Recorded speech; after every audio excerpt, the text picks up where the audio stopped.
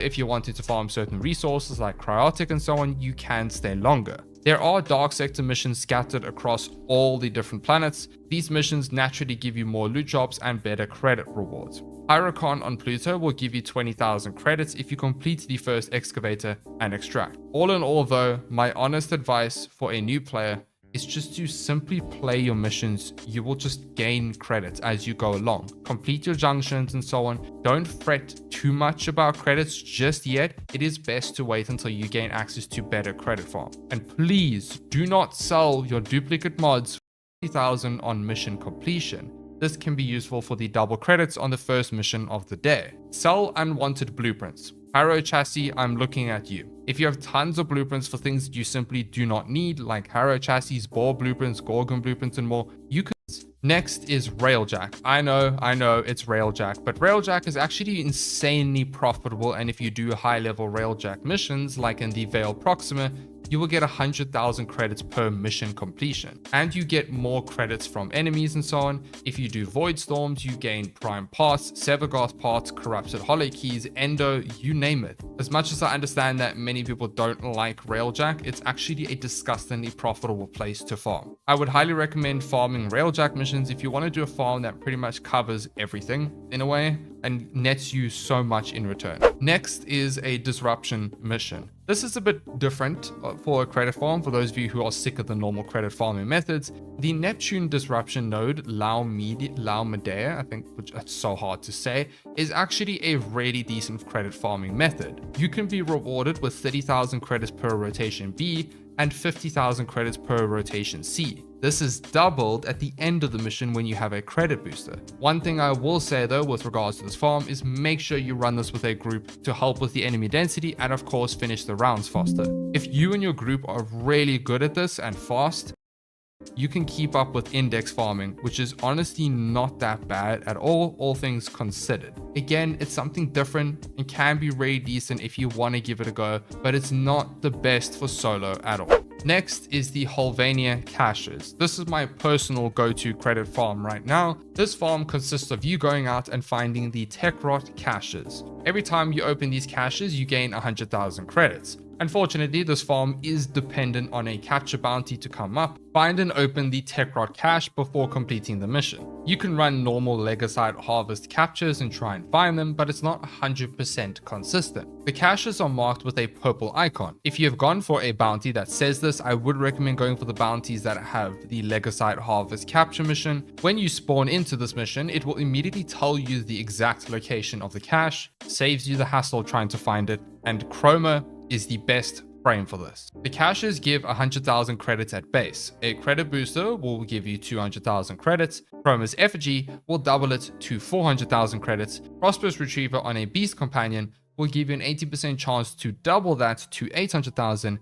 And then if you have a credit blessing, you can get 1 million per run. And you can complete these missions in under 3 minutes if you practice enough. When you get to the cache, you will need to find the biosafe code. This will always spawn within 100 meters of the cache. If you make use of the Golden Eye landing craft ability, you will easily find this. Finish Kalimos as quickly as you can, get to the safe, find the code, place down effigy first, open the safe, finish the Lego site, get out of there. Like I said, if you get comfortable with doing these, you can average around 3 to 4 minutes and make it even faster if you are with people. I would recommend running parkour velocity through shards, Praedos, or Arcane Consequence if you want to go budget. Chroma's build can literally be anything, you just need effigy. The nice thing about this farm is that you can actually run this in normal instead of steel pass because it gives the exact same rewards and it speeds up the runs. This farm overall doubles up as an insanely good endo farm if you get a higher tier bounty with this. It's just great. You get so much in the process, but it just sucks that you have to wait for a bounty for it to be super consistent.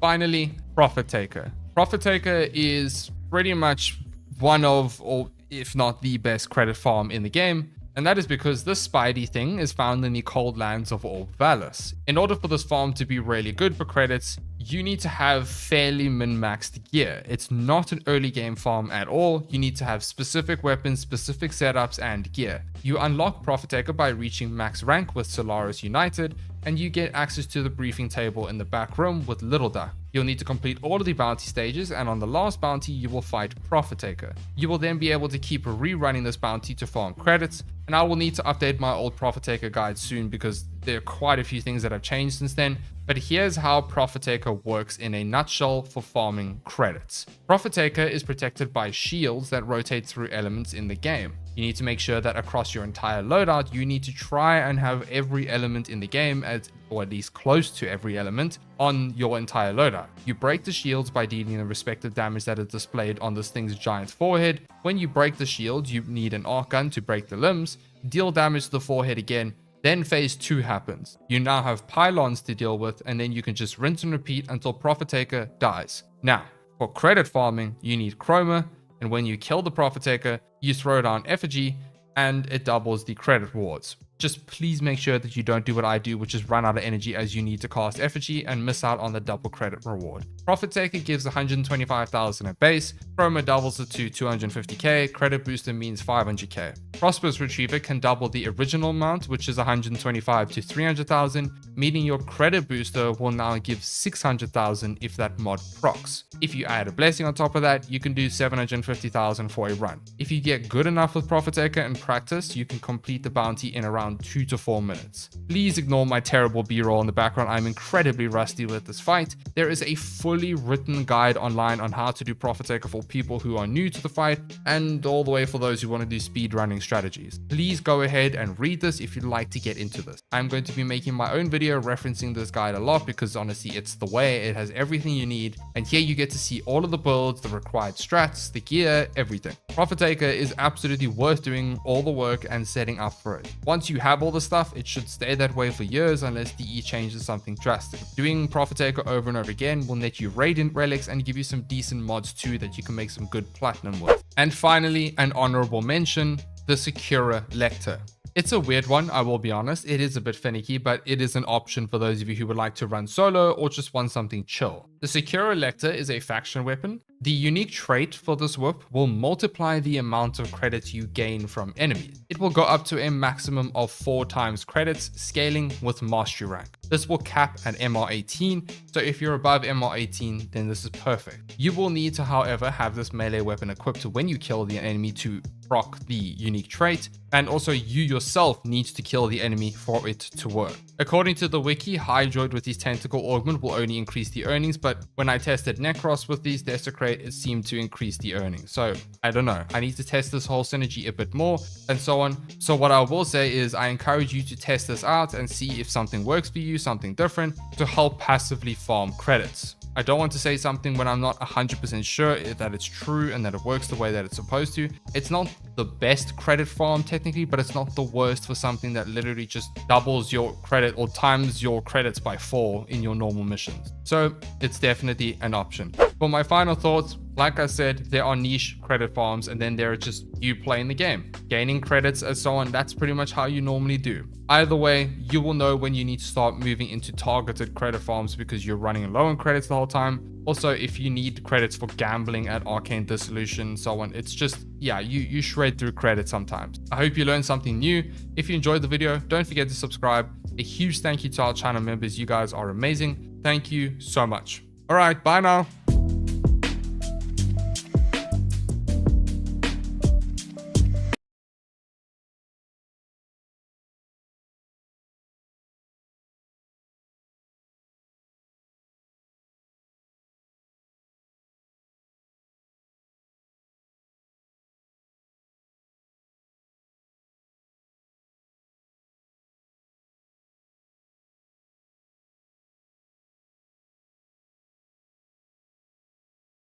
This video is sponsored by War Thunder. Here we are once again talking about another list of weapons, shall we? Let's begin with the primaries. The first one is the Braton Incarnon. This is the cousin of the Burston Incarnon, which is by far my favorite weapon in Warframe. Honestly, nothing beats the Burston Incarnon. That bad boy is just the best for me, but I decided to talk about the Braton Incarnon instead. It is honestly very nice, similar but different at the same time. The Braton Incarnon form allows you to shoot out heat projectiles that explode in a 3-meter radius, dealing heat damage. Your Incarnon form has 200 bullets in a magazine with a more slow, hard-hitting fire rate than the crazy, insane fire rate the Burston Incarnon has. The evolutions that I went for were Munitions Grit, although this does melt your Incarnate form a lot quicker, so you can switch to the other one, especially if you're using a channeled ability on a Warframe. Void's Guidance and Survivor's Edge. Evolutions are up to you though, so you decide what you want here. The builds are as follows. There are two that I'm going to be talking about for this weapon. The first one being a blast setup, which is my favorite because it's fun. But basically we build blast. We use shred and elementals to have 2.8 meters of punch through,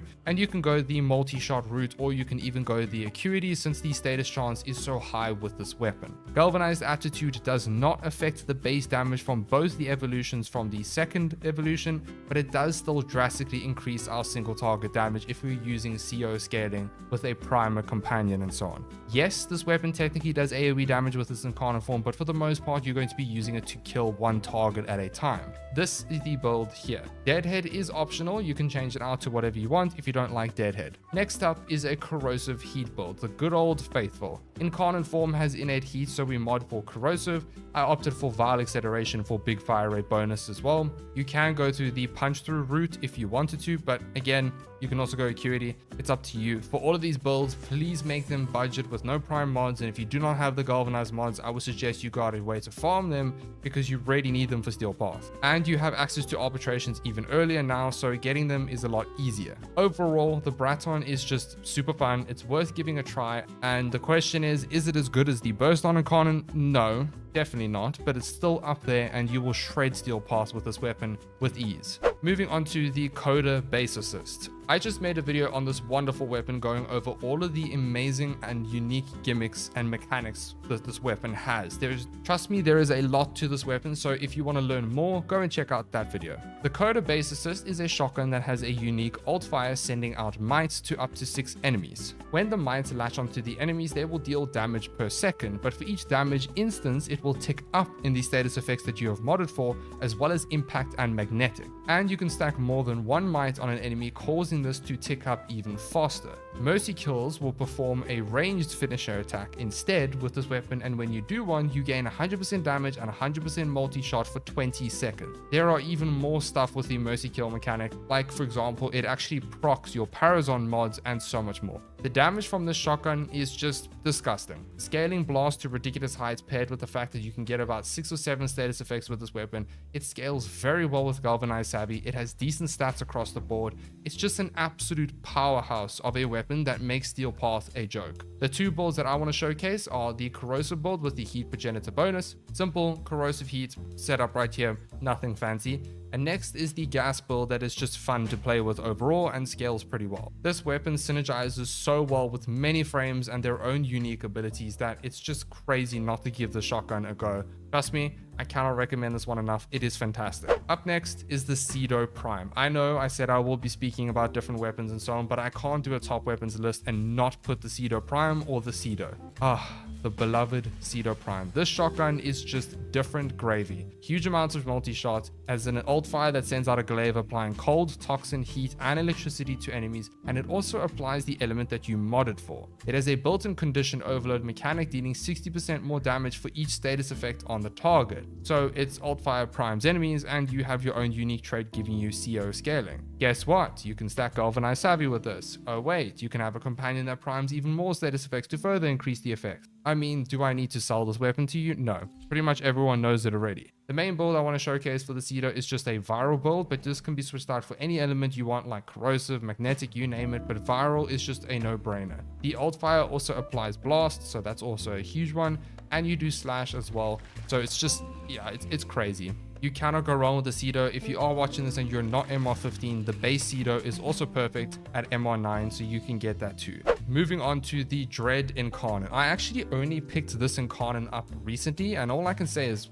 damn, this thing kind of hits hard. The Incarnate form of this bow turns it into a horizontal projectile with a wider width and spread, essentially, allowing you to hit more enemies at once. You will also deal heat damage in the Incarnate form. The evolutions that I went for were Hitman's Opportunity, Swift Deliverance, and Elemental Balance, since the builds that I'm going to be showcasing are more status focused, but you can change this to crit if you want to focus more on flat damage. These are the two builds that I want to showcase, but first we need to talk about the Arcane. If you don't have this Arcane, you can use something else, but Longbow Sharp Shot is a multiplicative bonus to base damage increases like Serration and so on, so it's a huge boost in damage. You just need to hit your headshots, and with this incarnate form, it's pretty easy. If you don't want to run Serration on your builds, I would recommend putting Arcane Rage on your Warframe to substitute the needed base damage scaling, so Longbow Sharpshot can scale accordingly. The first build is a blast setup. Here we have both galvanized mods, although you can drop aptitude if you don't like it. You can go with Bane or Elementalist, you pick your poison here. With multi-shot and 132% status chance, you're proccing blast quite a bit. Then we have a gas build. This can be built in many ways. You can go aptitude and a Bane, that can work, or putting Arcane Rage on your Warframe for base damage scaling, or you can drop aptitude and go continuous misery for more duration. I would recommend running at least a Bane or Elementalist to scale the gas clouds even more. Honestly, if you are into bows, you have to give this weapon a go. It is just so much fun. But first, a word from our sponsor. You know, I don't know about you, but I like tanks, planes, and ships, and I like explosions. War Thunder is the most comprehensive vehicle combat game ever made. You heard me correctly. War Thunder is now available for free on PC, console, and mobile devices. Take control of over 2,500 tanks, planes, helicopters, and ships, ranging from the prehistoric 1920s, from way back when, all the way to modern-day fighter jets and battle tanks of today's age. Immerse yourself in the intense combat of War Thunder. Incredibly detailed vehicles, realistic graphics, and authentic sound effects place you right at the helm of the most powerful war machines of our time. Join a massive worldwide community of over 95 million players in epic PvP battles now. Delve into the breathtaking experience that is War Thunder. This game offers multiple game modes for every type of player, ranging from arcade for fast-paced matches, simulator mode for the ultimate challenge,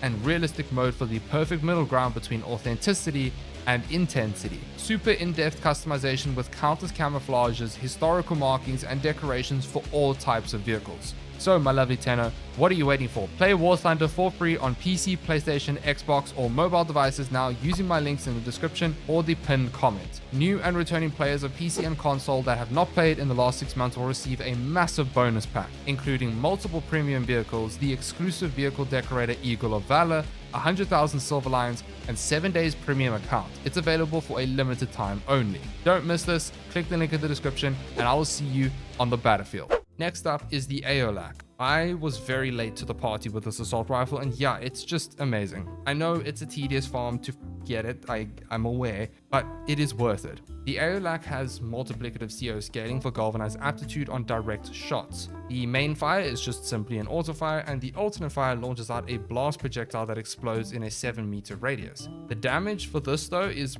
more than enough to wipe out easy targets in Steel Path. In fact, this weapon just scales so well when you have a primer companion. Plus, the Aeolac is just a solid assault rifle. The main build that I want to showcase is just a corrosive heat one. Deadhead can be switched away for something else or whatever you want. You can go viral, or you can go gas or blast with this weapon. It all works because of the multiplicative CO scaling. It's pretty straightforward and just overall very good. And when you pair this with Warframe buffing abilities, it just gets even better. Definitely worth it. One thing I will say about this weapon is if you want better reload speed, I would recommend dropping fire rate and putting the arcane on, and then putting reload speed in your build, unless you're using Harrow.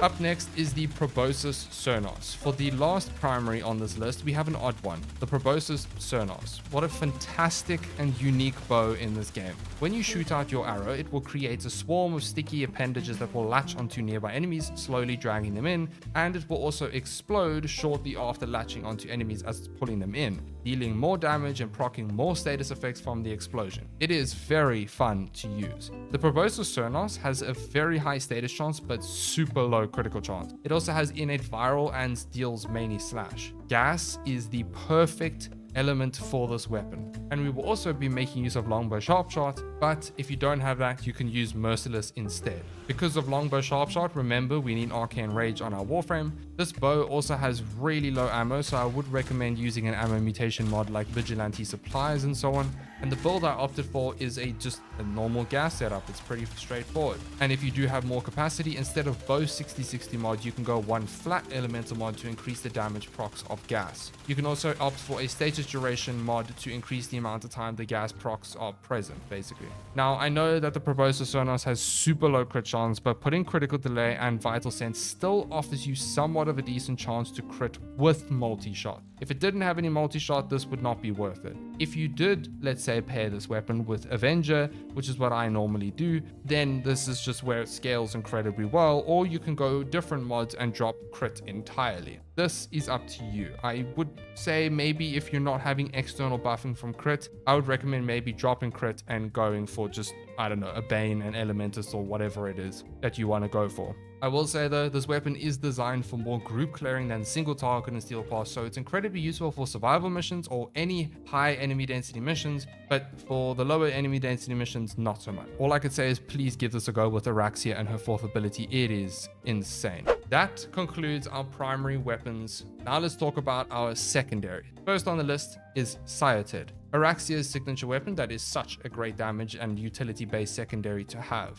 Its alt fire sends out a web snare that pulls up to 8 enemies and paralyzes them. This is affected by multi-shot and will have a range of 15 meters, but you can hardcore spam this alt fire like crazy. With your usual multi-shot mods, you can pull together a ton of enemies. The Sciated is useful for grouping enemies for Warframe abilities that benefit from that, and if you mod for something like gas, when you group the enemies, it just works so well. We use secondary innovates to build our crits and scale our crit damage with target cracker. This is what the build looks like. Please make it more budget with the no prime versions, and I don't want to repeat myself for the rest of the video, but yeah. This build shreds steel path and it's just a lot of fun to play. You can also just use this weapon as a utility option, like I mentioned earlier, for when you're using Warframes that need enemies to be grouped together for their abilities to be a bit more effective. So it's just 2-in-1 with this weapon.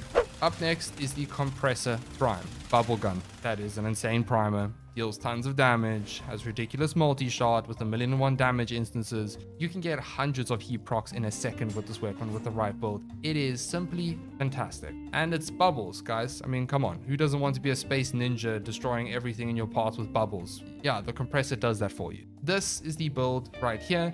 You can use this as a pure damage weapon or an amazing primer. The corrosive heat build is perfect with flare because we have access to innate viral on this pistol. The damage over time scaling is really strong with this weapon. You can go the innovate route as well if you want to go red crits. The primer build would look like this, and here's what that would look like in action. The primer is really strong. Can't go wrong with a compressor in your arsenal.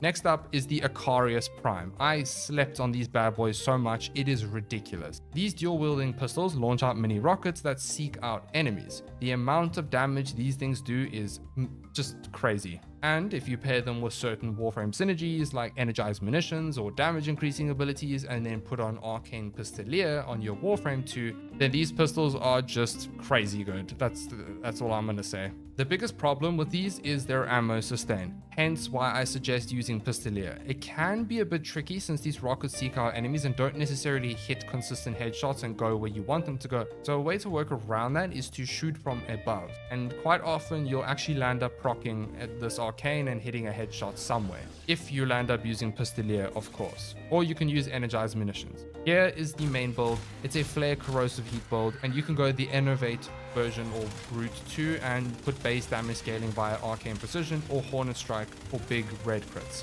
This is what the innovate build looks like if you want to try that out. I mean, let's just say everything gets deleted in Steel Pass with these bad boys. Moving on to the dual coda Toxica. I quite enjoy using these pistols from time to time. Its unique trait sends out 3 spores on death that will inflict cold status effects to nearby enemies, and it will deal additional damage to the infected. It's 2 pistols that are automatic and shoot out bolts. It's pretty nice to use, and if you wanted to, you can mod for punch through to make them feel a bit better for mass clearing. Overall, the cold unique trait is really nice to help you crowd control a bit and deal more crit damage too. The main build is another corrosive heat again. The progenitor will be heat, although this depends on what element you want to mod for, and their innovate setup looks like this. Overall, just a fun dual wielding weapon to use. Again, I would recommend modding for punch through, as they'll make these pistols feel a little bit better. They also scale very well with galvanized shots. Up next is the Tenet Cycron. This beam weapon has a special place in my heart. I know the new core is good, I've spoken about it all the time. Every tier list will have a new core in it, but I want to bring the Cycron to light again. It's a beam weapon that chains to nearby enemies. enemies. It's a progenitor weapon, so I would recommend using heat with it.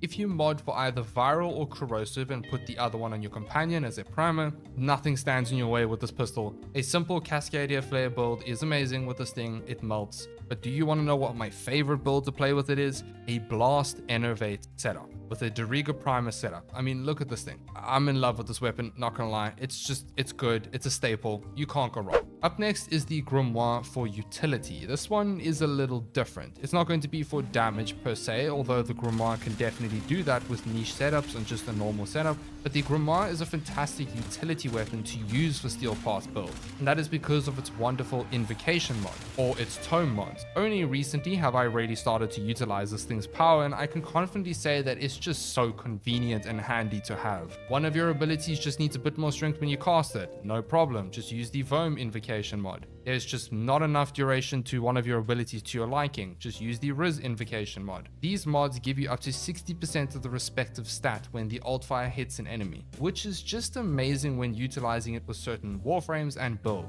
The build doesn't really matter in my opinion. Pick the tome mod that you want for your build and then go with that. Remember, you need to use your alt fire to proc certain tome mod. Here is the build here. Please give this a go for whatever setup that you're running for your warframe and whatever niche farm that you're doing.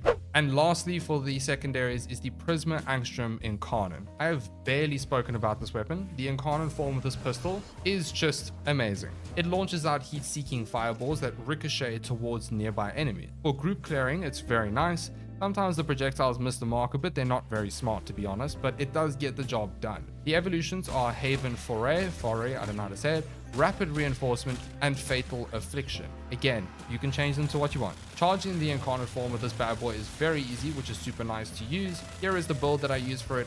I don't really use anything else. All I can say is the CO scaling with this thing eats steel path enemies. You will have zero struggle at all with even budget mods. Give it a try. Could I ask you to hit that like button as it really helps with the video, and consider subscribing if you're enjoying the content, and also hit the notification bell if you would like to see my videos go live instantly.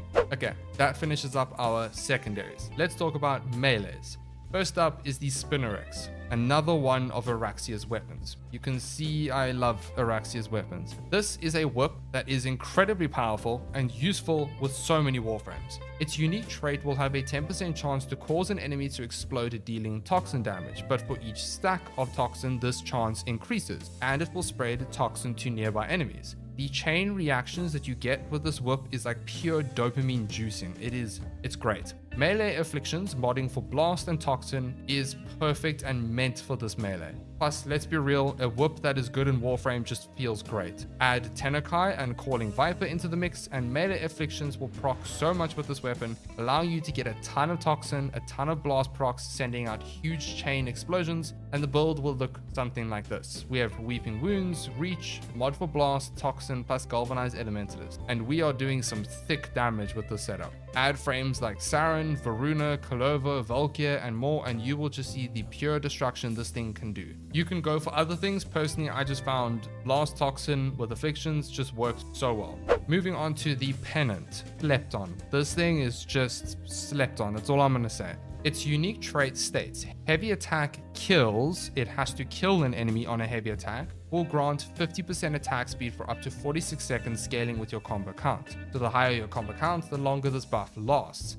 This buff stacks and stacks and stacks. And each time it procs, each buff will have its own duration. Meaning, you know, this giant ass two-handed sword that you're holding suddenly becomes a meat grinder. You do have two options here though. Mod for attack speed regardless of the unique trait essentially taking over, or you remove attack speed entirely. The only reason that I put this on is because you will need to kill the enemy on the heavy attack, and often with this weapon you won't kill them, but you will kill them with the huge damage over times effect that you've done from the heavy attack. But the squishier targets in Steel Pass will definitely die in one hit, and this will proc a lot easier. So it just comes down to personal preference, but let me just tell you, the heavy attack damage over time scaling with afflictions on this weapon is just stupid. It's just millions of damage over time. Once you ramp up this melee in the missions, it is so addictive, and here is the build that I use for it. I just opt for pure toxin, but you can go heat or any of the other dot effects that you wanted to go for. Give it a try. And trust me, you will not regret it.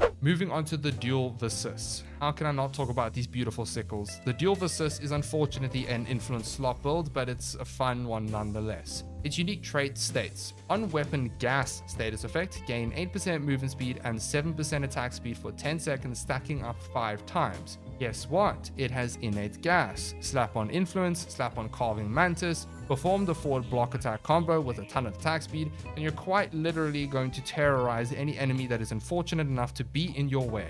This is the build here. It's melee influence with gas. It will quite frankly shred everything. Anything with influence will destroy everything. I don't need to sell this weapon to you. It's just fun. Although if you don't like influence, I fully agree with you and understand. So you can use another arcane if you wanted to. Moving on to the Techo Prime, another slept on melee that I have just absolutely fallen in love with, especially with melee afflictions and blast. Seismic Palm is fantastic for proccing affliction, modding for let's say just pure toxin or even blast on there, and putting blast on your companion's weapon. Something like the Tazakor or the laser rifle and some other high status chance weapon will do, allowing this melee to pop enemies. Adding Tenokai will scale it even more, and here is the Techo Prime build that I have. Use the neutral attack combo, the block attack combo, as well as Tenokai to proc afflictions often, and the pops that you get are just super satisfying. Although I will admit for the blast to be very good, you will need a companion that reliably procs blast unless you mod for it on your Techo. Even just other status effects will work. Give it a go and let me know in the comments below how you find it. Moving on to the Legion, again, slept on. Such a good melee, but a melee influence build again, unfortunately. You can use another arcane if you want to, but its unique trait, Frenzy, will grant you 15% attack speed and 100% toxin damage for 6 seconds on status effect. The toxin will combine with mods. So if you, let's say, mod for gas and electricity, put melee influence on, we have a really strong steel paw shredder right here. Here is what the setup looks like, and all I can say is it's just fun. It's great. You're more than welcome to try something else, but try this with melee based frames and yeah, you're gonna have a great time. Up next is the Okina Prime Incarnate. Among my favorite melee incarnates at the moment, these daggers are a little crazy. The incarnate form states, kills generate spectral daggers that seek out targets and apply max cold stacks on them. Deal 100% melee damage, 20% sprint speed, and 20% parkour velocity. The evolutions that I went for were Synergist Surety, that's such a hard word to say, Oricon Reach, and Survivor's Edge. These things do ridiculous damage. I mod for Influence, but you can go Vortex or other arcanes. The daggers are great for crowd control, while Influence just melts everything. The daggers are more for your tougher targets and overguarded enemies that do not instantly die from Influence. But again, you can change up the builds and go for something else if you'd like. And finally, my new favorite melee incarnate of all time is the Bow Incarnate. I actually tried the Bow Incarnate for the first time for this video. It's just my favorite. Why? 10 meters range. A stance that procs affliction so fast that enemies just dissipate from 10 meters away. Yes, you heard me, 10 meters. It's like the freaking Inodem all over again. The incarnate form grants +4 range. You get 100% melee damage, 50% heavy attack efficiency, and 20% sprint and parkour velocity. Use prime reach or normal reach if you have it, and with prime reach you gain up to 10 meters with the right evolutions. The evolutions that I went for were Swordsman Flourish, Oricon Reach, and Absolute Dominion. With these evolutions you have 10.5 meters of range, and with this build right here and afflictions you have a 136% status chance. Clashing Forest is so good for afflictions. The neutral attack, forward block attack literally lunges towards enemies, kicking them and proccing afflictions. This is such a fun surprise for me. I think I actually want to make a specific video on it. I cannot tell you how satisfying it is whacking enemies with a stick in this game from 10 meters away and watching them pop. It's just something else. Pair this with Kulova or Valkyr and you are living. And that concludes the list. Once again, a huge thank you to War Thunder for sponsoring this video. Don't forget to play for free on PC, PlayStation, Xbox, or mobile using my link in the description. New and returning players that haven't played in the last 6 months will gain a massive bonus pack for free across PC and consoles, including multiple premium vehicles and other goodies. only for a limited time, so don't miss it. As always, remember this is not the be all or end all list, and there is still so many other weapons that are very good. You can go out and try any weapon that you want, and that's all that matters. As long as you try what you like and you enjoy it, that's what matters. Check out all my other lists as well as my underrated lists, and you will not be disappointed because they're very, very strong. And a huge thank you to our channel members. You guys are amazing. Bye now.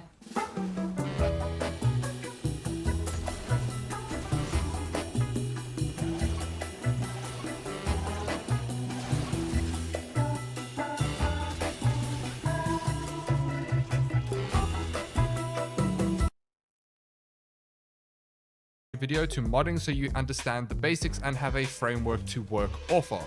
But first, we need to talk about what is new, a little quick catch up if you would call that. Since my last beginner video, Warframe has some new player changes. The first one being the Junction UI rework, which now looks a lot better. The menus are easier to see, the UI just looks better overall. The quests are easier to read and so on. Quests and rewards have been changed here and there. You will need to complete all rewards before gaining access to the new Junction. There have also been a few quest changes as well, which I will not go over since you can just simply experience them for the first time as per normal. However, I do want to mention that the Archwing quest now gives you a fully built Archwing launcher after completing the quest. This is very, very important. Lastly, the Captain Ball boss fight has been reworked on Mercury. Okay, that is all you need to know. So if you followed episode 1 and 2 and noticed some changes, these are the main things that you need to know. Also, one thing to take note is Digital Extremes is adding a beginner modding quest which will come later this year.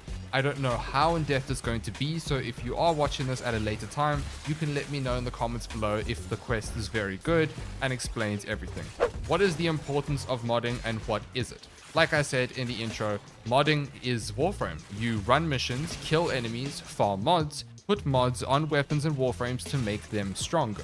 This is how you get stronger in Warframe and what creates a somewhat linear-ish progression system in Warframe. Do not ignore modding. It is very overwhelming in the beginning as a new player, but the quicker you get comfortable with it, the better. We will go over everything you need to know in this video. Let's start with Warframes, shall we? Head on over to your arsenal and select the Warframe you want. I have chosen Hydroid. This is a rank 0 Hydroid. Remember, each Warframe can have a max rank of 30. Select Upgrade and you are greeted with this menu right here, which you're probably opened already. Here you'll see all these mod slots, a bunch of numbers on the left, weird icons all over the place, mods at the bottom, and more. Don't worry, we're going to walk you through all of this. On the left here is your Warframe stats. The top ones are pretty self-explanatory, being your health, shield, armor, energy, and sprint speed. The nice thing here is DE is constantly working towards helping newer players, so a bunch of UI changes have been added to the game. If you hover over each stat, there will be a description for a brief explanation of what each stat does. Take your time and read each of these descriptions so you have a basic understanding. Another very important and amazing feature to take note is that you can actually click on the stat and it will immediately search the respective mods in the list below.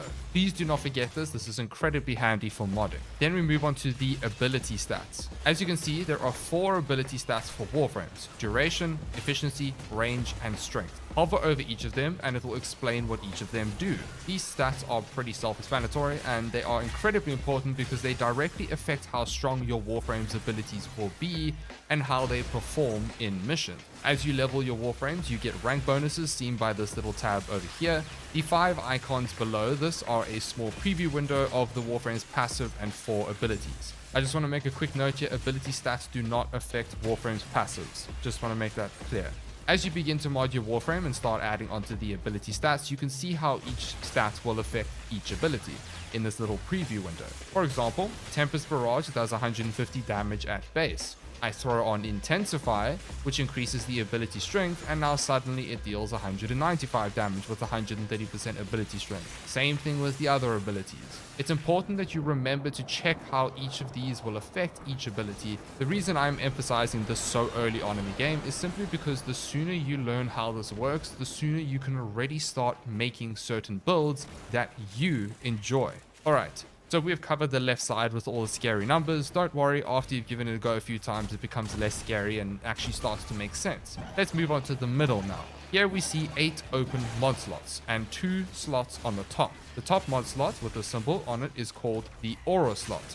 Every Warframe has an Aura slot in it. Aura mods are mods that affect you and your entire squad and will provide a passive bonus in missions. The one on the right is an Acero slot, which is generally used for utility-based mods. The 8 mods below are used to build whatever you want.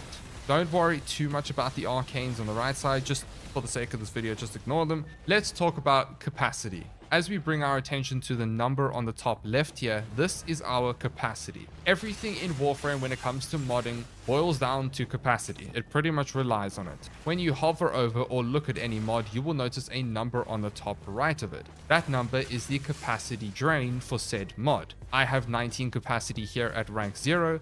The base capacity starts at 15, and for every 2 mastery ranks you will gain a base mod capacity. So for example, at MR4 you will have +2 base capacity, which will then bring it to 17 when something is rank 0. If I move to MR6, then it will add more, so that my base capacity is now 18. You get the idea here. This is another reason to level up your master rank, as it helps with modding. However, putting the base capacity aside, as you begin to level up High Droid or the Warframe you're currently looking at, you will see the capacity will begin to rise, capping out at 30 when you reach max rank. No matter your master rank or base capacity, you will always get 30 capacity at max rank. If I place Intensify in one of these open mod slots, you will see the capacity will drain by 11, which leaves us with 8 mod capacity. You're probably wondering, how on earth are you supposed to fill all of the mod slots with such low capacity? Well, that's where aura slots come in. Dreamer's Bond is an aura that you get fairly early on, and I suggest you keep using it on your Warframes for some time because it's quite handy to have. When you place Dreamer's Bond into the aura slot, you will see it will increase the capacity for your Warframe. Now we have 33 max capacity, but there is one more thing when it comes to capacity. If you head on over to the actions tab in the bottom right, you will see 4 boxes. Don't worry about the other ones yet, I'll explain them in a moment. The one you want to focus on is the upgrade one that says buy Orokin Reactor for 20 platinum. These are used to double your mod capacity. So if I buy this now, it will double the base mod capacity, and this means that when you have reached max rank with this Warframe, you will have 60 mod capacity without the aura, and if you add the aura slot in, you get an extra 14 to 16 mod capacity depending on the aura, bringing you to an average of 74 mod capacity at max. You can farm Orokin Reactors in-game via different events and other special missions, or buying them with Platinum. We will be talking about Platinum in a future episode. This leads me onto polarities. You would have noticed these little symbols on each of these mods. These little shapes or symbols are known as polarities in Warframe. Polarization or polarities are a vital system in the game, and you will always be using this. There are 3 main ones: Madurai, Vazarin, and Naramon. I like to think of it as Y, upside down D, and dash. That's a great way to remember it. You can see the mods with the respective polarities in these tabs below. What do these polarities do? Well, they half the mod capacity of mods with the matching polarity. So if I take Intensify, that is now draining 11 capacity, and place it into this matching Madurai polarity here, because it's the same symbol, you will see it now drains 6. This is how you are able to max your mods and still maintain the huge amount of drain some of these mods take. Some higher level mods will drain up to 16 mod capacity. This is why we use polarities to match these mods so that they're half the capacity. If you match the wrong polarity, it will give you a penalty by increasing the mod drain, which is something you never want. But the nice thing is you get a little icon telling you that you've made a mistake and what the actual polarity is in that mod slot. All you need to remember is just match the shapes. That's it. Next up is Former. You're probably wondering how you get these polarities onto the mod slots. You can make polarities by using a special resource called Former. You will hear this everywhere in guides and so on. Former is used to place the polarity symbol you want on open mod slots. You can also replace existing ones too. You farm Former via running relics to gain the blueprints and craft them in the foundry, or you can buy them in packs with platinum in the market. Please only buy the packs of 3 if you are. Do not buy the single Former. This is a newbie mistake, but also do not waste your platinum on Former, please. Rather do this much later on in the game when you have access to good platinum farms. Do not do it so early on in the game. This is for much later. I just wanted to teach you now that don't make the mistake of buying a single Former. Always be building Former. If you farm it, you'll be using a lot in this game. Now, we haven't gone over Void Relics just yet. We will in a future episode, so just hang in there until I get to that. But I just want to show you where you get former. When you have built a former, you will need to max rank the Warframe. Once you've done that, you can head on over to the Actions tab and select former. Here, a menu will pop up with the mods, allowing you to choose the mod slot you want. All you do is just keep clicking until you have the polarity you want, and then you say you're done. When you are done, your Warframe or weapon will be reset to rank 0. And then you will need to re-level your Warframe or weapon. And you rinse and repeat this process until you have the desired amount of polarities and former sunk into the frame and weapon. When you have put a former in, you gain the option to swap the polarities that you have already placed if you need to. We now also have Omni Former, which is a special former that allows any polarity to go on it, which it will then half its capacity. Just something extra for you to know, it's not super important. Okay, that covers polarities, that covers former. Later on in the video, I'll give you a framework for modding, but for now, as long as you understand how that works, then you can start having fun and trying new things. Before we go further, if I can ask that you hit that like button, as it will help to spread the video to new players and teach them how to play the game. Now let's talk about weapons. More specifically, primaries and secondary. The capacity, polarities, former system is the exact same thing. The only thing that is different with weapons is you'll have specific mods for each weapon category. For example, primaries, secondaries, and melees all have different mods, and then there are some subcategories too, like shotguns, bows, sniper rifles, and so on. Also, weapons are not affected by the rank bonuses that you would normally get for Warframes. The only thing that you gain from ranking a weapon is capacity and master rank points. Weapons will always be the full stats from the get-go. Let's look at the Karak, for example. Weapons will have 8 mod slots and 1 Exodus slot. They do not have any aura slots. Weapon stats are a little different. Damage is a whole different ballgame in Warframe and deserves its own video. I'm going to explain damage briefly and go in depth in another video, so please just take everything I'm about to say with a pinch of salt and then wait for that video where I explain everything a bit more in depth. You have your main utility stats, which is like fire rate, magazine reload, and so on. You can hover over these stats to see what they do, and then we move on to the damage section, which has crit chance, crit damage, and status chance. Now, status chance is quite confusing, and there is a lot to talk about here and how all the status effects and damage types work in Warframe. So I'm going to say that for the damage guide. So for now, don't worry too much about it. Now moving on to melees. Melees are a little different compared to primaries and secondaries. All the modding stats are the same in terms of damage and so on, but melees have stance mods that will ultimately change how the weapon feels and performs. Stances give you new movement sets for different melees and different damage bonuses too. Melees also have different mods and mechanics entirely. I don't want to go too in depth with this because you don't need to know everything as a beginner. I just wanted to touch on it in this video in case you got a bit overwhelmed with the melee. Now we move on to Endo. After all of this info I just dumped on you, there is one very important thing I have left until now: how to upgrade your mods. When you get a mod, it will be unranked. Each mod has a certain number of max ranks. Some mods can go up to 10, some only 5. You can see this by the little star icons on each mod. To level up your mods, you will need a very important resource called Endo. Endo is a very important resource to get as a beginner, and you will need a lot of it, so it's important not to waste it and learn how to manage your Endo accordingly. Some early Endo farms that I would suggest are the following. Endo is farmed via missions in-game or just by simply killing enemies. My first suggestion would be running excavation missions like Everest and Killigan, and then when you reach MR5, you can do Takal on Earth. All you need to do is finish the first extractor and extract, and you have a high chance of gaining 100 Endo. These should take you about 2-ish minutes per run. Then as you progress towards Deimos, you will unlock Deimos bounties. If your gear is strong enough to do tier 1 bounties, complete the first round and simply extract. You have a high chance of gaining 150 Endo for a quick run.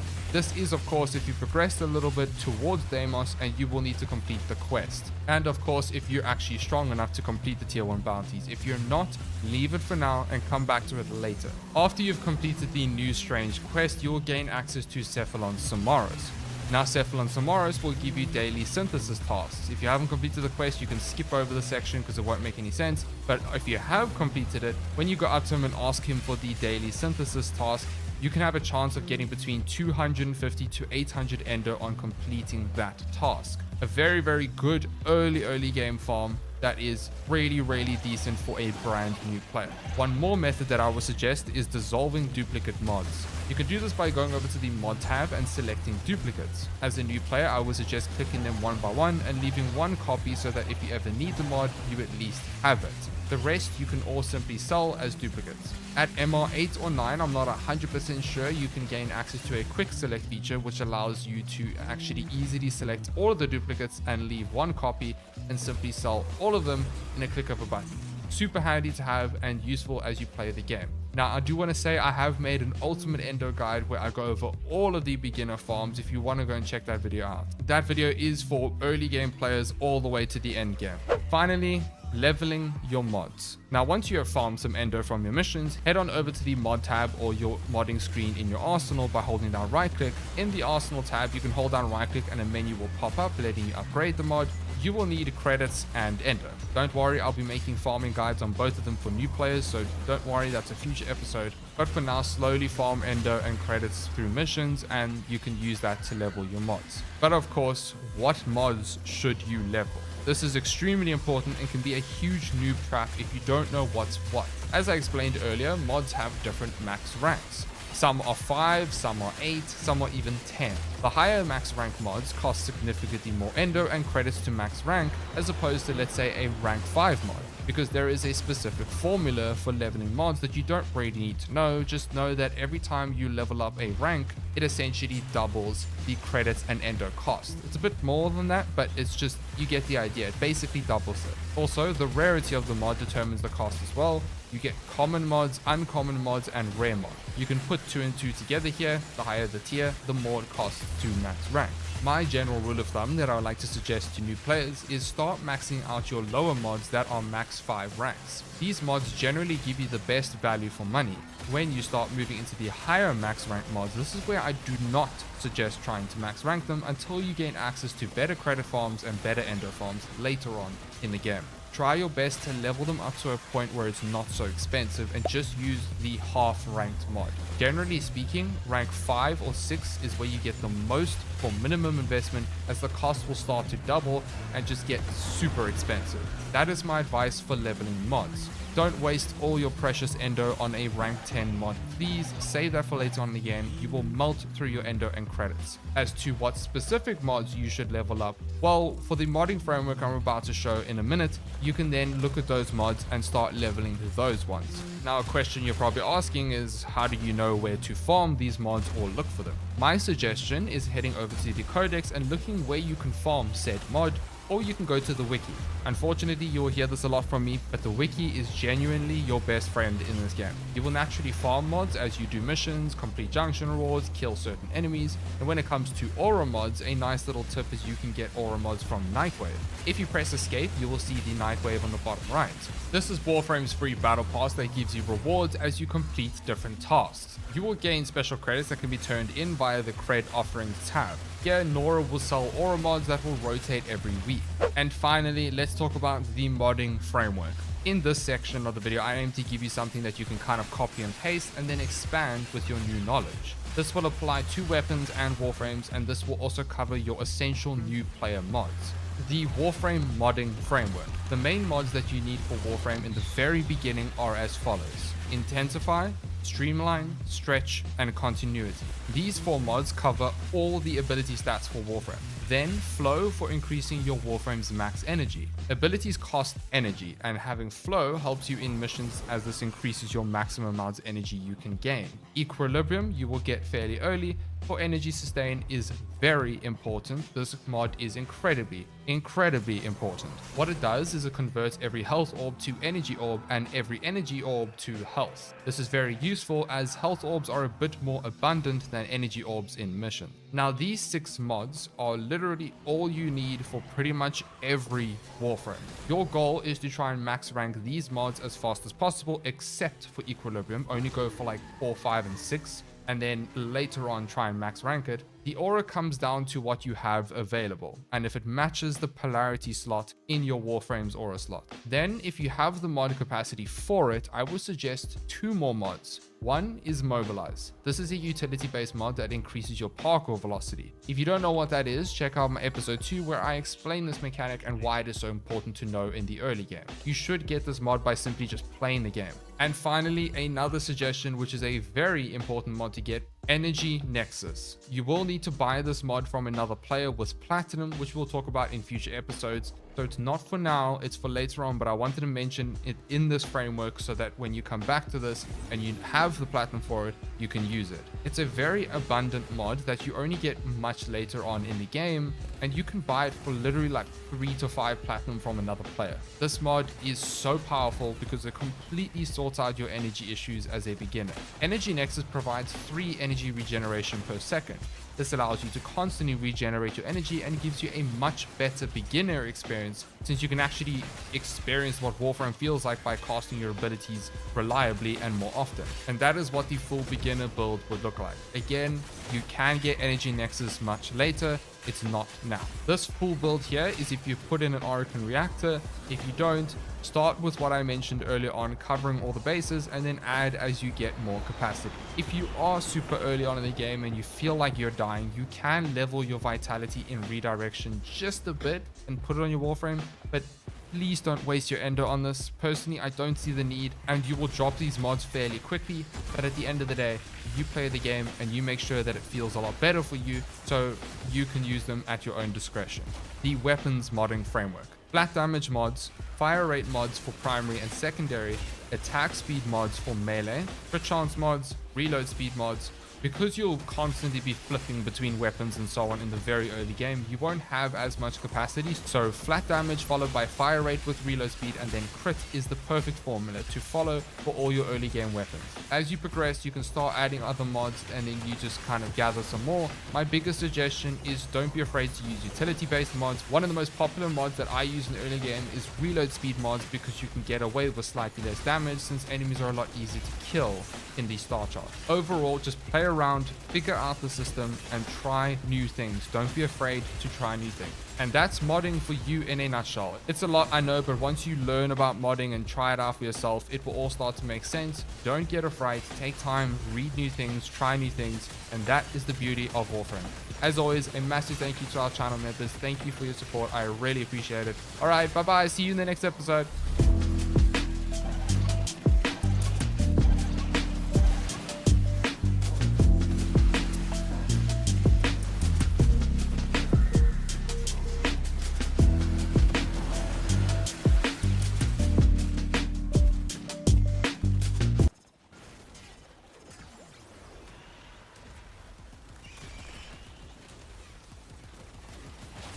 You have just finished the star chart and you are welcomed with open arms to the steel of the path. You load up E Prime once again and simply slap enemies with your wet noodle of a weapon. Or you just get one shot over and over again. Well, my lovely Tenno, don't worry, I will be going through everything you need to make Steel Path easier and start shredding enemies. This video will also be for those of you who have progressed a little and are just wondering why you cannot survive or do enough damage. Let's get into it. Just a quick disclaimer though, I am going to assume that you have a basic understanding of modding and how elements work in Warframe. So if you're someone who is watching this video and is completely lost, I would recommend you go and watch a more beginner focused video first to get caught up to speed. Okay, you've transitioned from Star Chart into Steel Path. First, you need to understand that transitioning into Steel Path in Warframe is meant to be hard and you are supposed to be under-geared unless someone has helped you and guided you. You will need to not dive straight into Steel Path when you unlock it. I know, it's a bit weird. You will be required to start farming a few things first. You need more damage and more defensive layers. The first thing you need to go and do is farm your arbitration mods. Galvanized mods, adaptation, and rolling guard. Luckily for us, you actually gain access to arbitrations much earlier now. Once you've completed a task in the Pluto to Eris junction in the star chart, you gain access to this lovely game mode. In these special missions, you will find arbitration drones that will drop Vita's Essence. Farm Vita's Essence, head on over to the Arbiters of Hexus in a relay, and start gathering your galvanized mods. If you'd like an order of priority, I would say get adaptation and rolling guard first, your multi-shot galvanized mods, condition overload type galvanized mods like aptitude, shot, and so on, all melee galvanized mods, and then the crit mods. Once you have these, great, now you can level them up as much as you possibly can. A rank 6 to 8, depending on your ender reserve, will be perfectly fine, but slowly work towards maxing all of them because they are incredibly important and you'll be using them forever and ever. Focus on the multi-shot ones first. and then slap on the multi-shot mods on your primaries and secondaries, and now you already have a massive damage boost. Adaptation and rolling guard are just super helpful in Steel Path for your squishier frames. Okay, arbitrations are covered. Let's talk defensive layers. This is completely frame dependent. Some frames that you use will just naturally be super tanky, and you do not need to worry too much about this at all. For those of you who are running frames that are squishier and you would like them to be a bit tankier, then this is for you. First, decide what method you'd like to use to survive better. I have just made a video going over all of the ways to survive easier in Steel Path, so please, when you have time, go and watch that video and pick which one you like. But as a summary for you watching this video, step 1, decide on adaptation or rolling guard. Personally, I really like adaptation, but you give it a try and see which one you survive with more. Then, to take it further, you can decide the different methods of surviving. You can go for shield gating.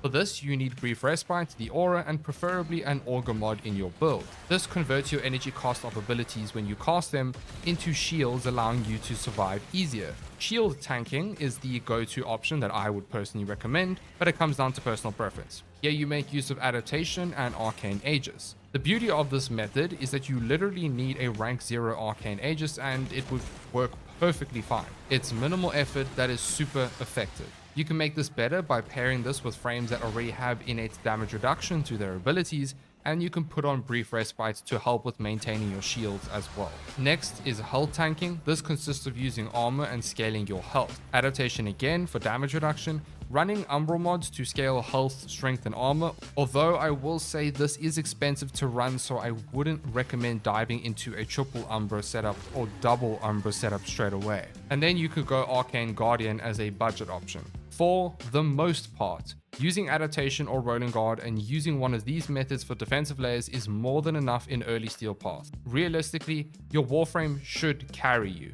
depending on the frame, of course. One of the biggest things that people don't really speak about much when it comes to Steel Path and Warframe in general is being able to cast your abilities as much as you can without energy problems. This is where I would recommend putting equilibrium on the majority of your frame builds, unless the frame already has very good energy sustain. I would then recommend farming Synth Deconstruct to put on your companion. This increases the chance of dropping health orbs, meaning equilibrium procs more often, meaning that you can just have much better energy sustain and you're good to go to cast your own abilities. Play around with these methods and see what works for you, but please don't try and invest heavily into these defensive methods just yet. Try and go for the budget options if possible and see how they feel. And that is defensive layers in a nutshell. And if I can ask that you could smash that like button, it really helps spread the video out to the algorithms. Thank you so much. Let's talk damage. You need to do more damage. That is one of the biggest priorities when moving into Steel Path. This depends on the weapon, of course. It depends on how good your weapon is and how you go about building your weapon,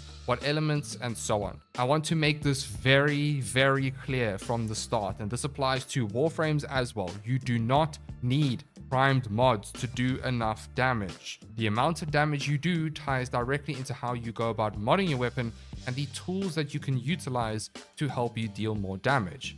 For your weapon builds, putting the galvanized mods on for multi-shot and galvanized steel for your melee is already a huge DPS increase. Normally, in Star Chart, you would have your base damage scaling through the respective mods like Serration, Hornet Strike, Pressure Point, and so on. Now, you will need to keep these mods on as you start to do your first few missions, and that is because you don't have your arcanes. I would highly recommend farming your Steel Path incursions to start getting Steel Essence. You can slowly start farming the arcanes as well from the Steel Path acolytes. A nice crit-based framework for someone who does not have the arcanes just yet would look like this. A status focus setup for weapons with high status chance would look like this. Now, for the frameworks that I just shown and also for what I'm about to show, please understand this is just a framework. It does change per weapon, so please understand that you can change out the builds or anything like that. It's not something that you have to stick to. It's just to give you an idea. Like I said, your number one priority right now is farming your Steel Path arcanes. Primary Merciless, Deadhead,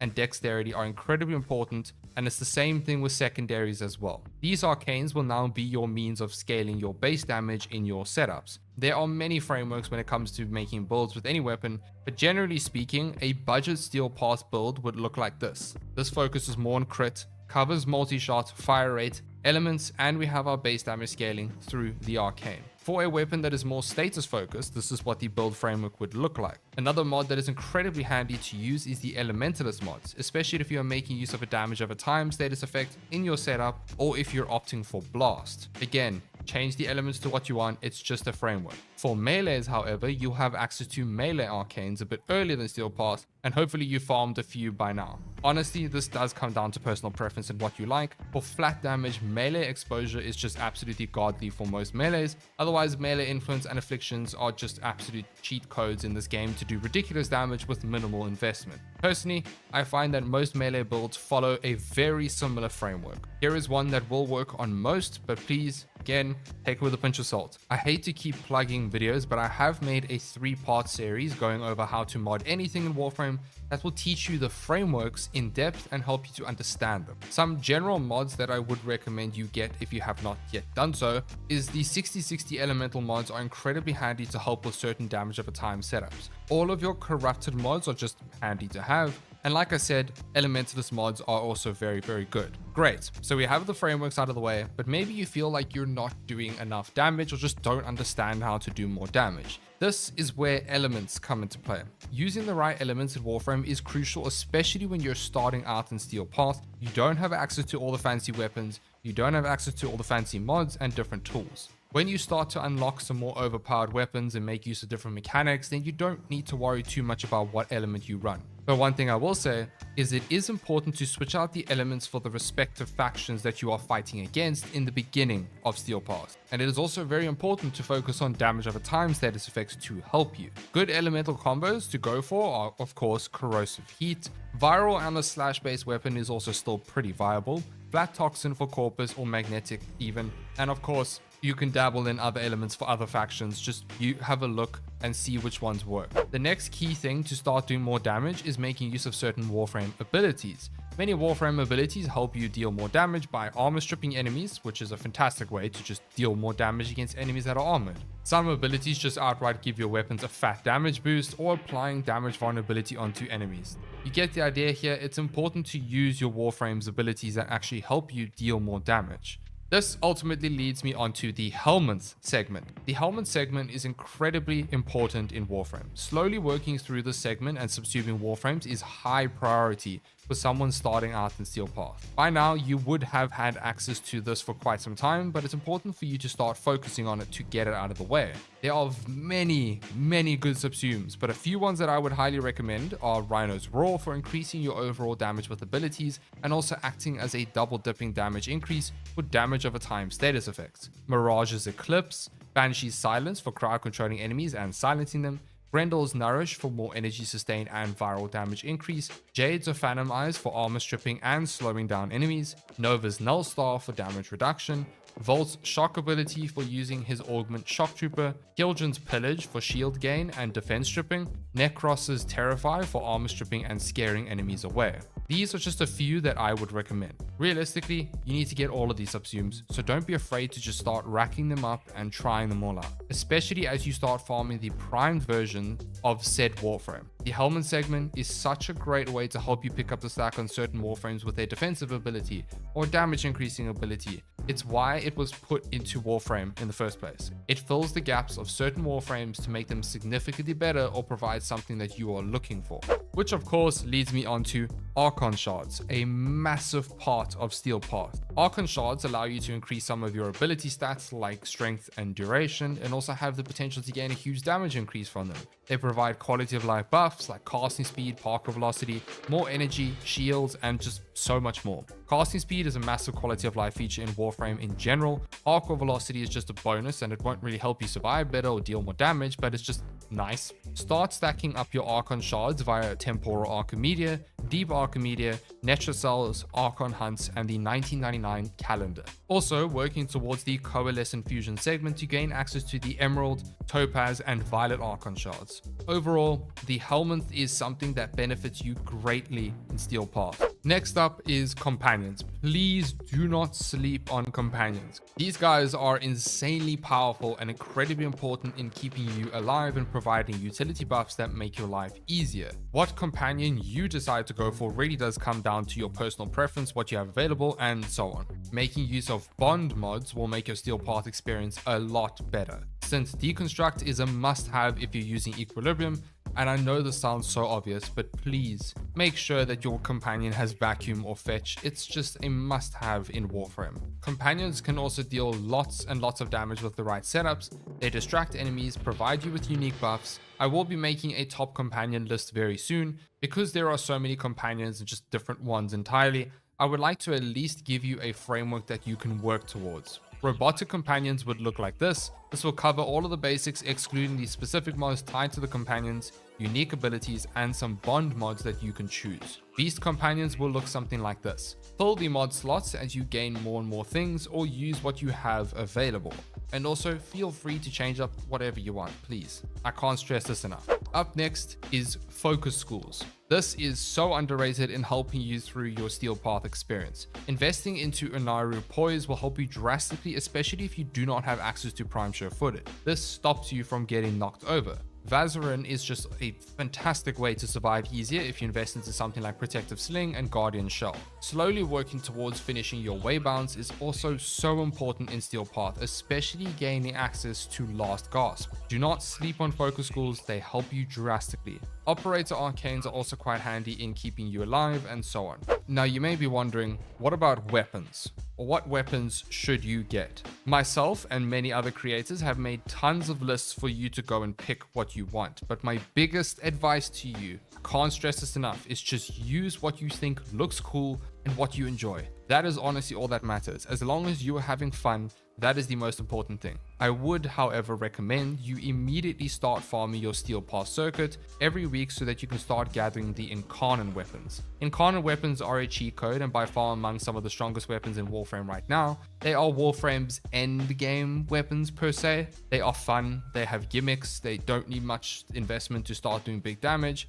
But again, I have to reiterate this, just play any Warframe, play any weapon that you want. The beauty of this game is any weapon in Warframe can work if you put enough time and investment into it. Now, if you have completed everything up until now and feel like you're still lacking in damage, then you can take it one step further. By now, I am sure you've heard the term CO scaling and so on, or condition overload type mods. These mods are the main reason most people absolutely shred Steel Path with their setups. Condition overload mods make Steel Path easy. They act as follows. You gain increased damage per status effect applied to enemies. This will be used in conjunction with a high status chance weapon or a weapon that applies many status effects or a primer. A primer can be in the form of your weapons or a companion primer. One of the best and easiest primer weapons is the Epitaph and the New Core. There are many more options, but these are the easiest. The whole point of primers is to put as many status effects as possible on enemies so that you can scale your condition overload type mods. The more you apply, the more damage you do. It's that simple. If you want a good companion primer,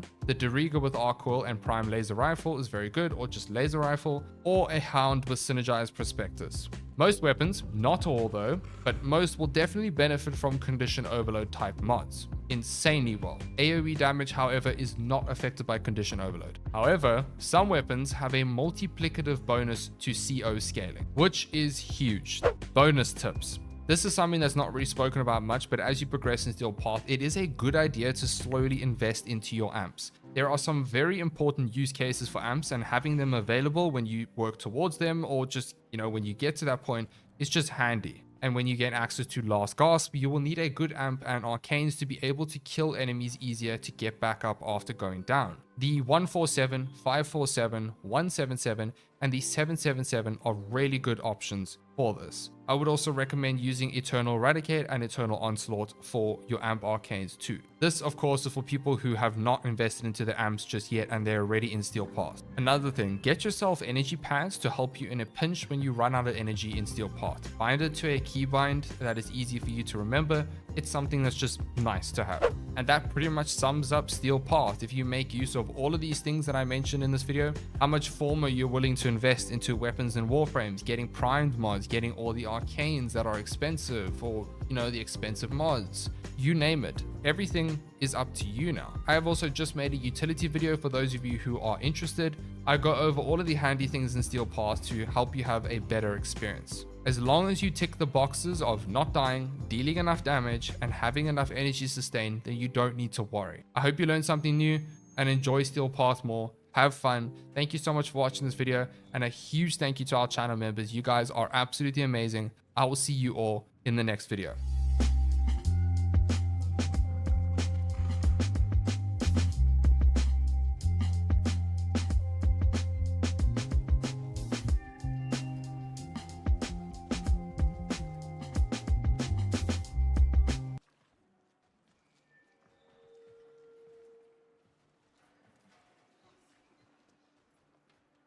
Returning to Warframe after a long break can be extremely daunting. I have been through it, and pretty much every player has gone through it at least once. This game has tons of content, and it's so easy to get lost for the first time you load up in weeks, months, or even years. In this video, I aim to shed some light and guide you on your path to becoming the OP Tenno once again. This video will be divided into two parts. The first for people who are returning before reaching the Steel Path, which is Warframe's endgame per se, and then the second for people who are returning after reaching Steel Path. Some of the stuff will interlink as everyone's progression paths are very different, and some of you may have some things that are already done while others not. So I do encourage you to watch the whole video to get caught up to speed with everything, even if you think you know or remember everything. A quick disclaimer, this video is more for people who are returning after a long time and are at different points in the game. If you are watching this video and you are brand new to the game and know nothing, then please go and check out my episode 1 of my beginner series to get you started on your journey. The aim of this video is to be to the point, jot your memory a little bit so that you can remember certain things to progress. It's not for me to go in depth on everything that I've mentioned, otherwise we'll be here for hours. Let's begin with those of you who are returning before reaching Steel Path. Whether you are Master Rank 5, 9, or 10, the main goal for someone in the early game is to finish the star chart. That is your number one priority. Completing every single node or mission on the star chart is the most important thing to do. Unlocking all of the remaining planets and completing every node once. To unlock a new planet, you will need to head to the junctions. Junctions will have specific tasks that need to be completed in order to move on to the next planet. Once you've completed these, go into the junction, defeat the Spectre, and unlock the next planet. When you have completed all of the nodes, you'll be granted the Steel Path, which allows you to gain access to harder content in Warframe. In order for you to unlock everything, you will need to complete all of your quests. Please, this is very important no matter how far you are. Completing your main quests and side quests is highly recommended to unlock more content, Warframes, rewards, and more. You can check what quests you need to do in the Codex section in your Orbiter. This way you can see what main quests you need to do, what side quests you need to do, and what order. Please do not sell any quest items you get. This is a big noob trap. If you focus on progressing through your planets and also completing the quests, you will just naturally progress in Warframe and figure things out.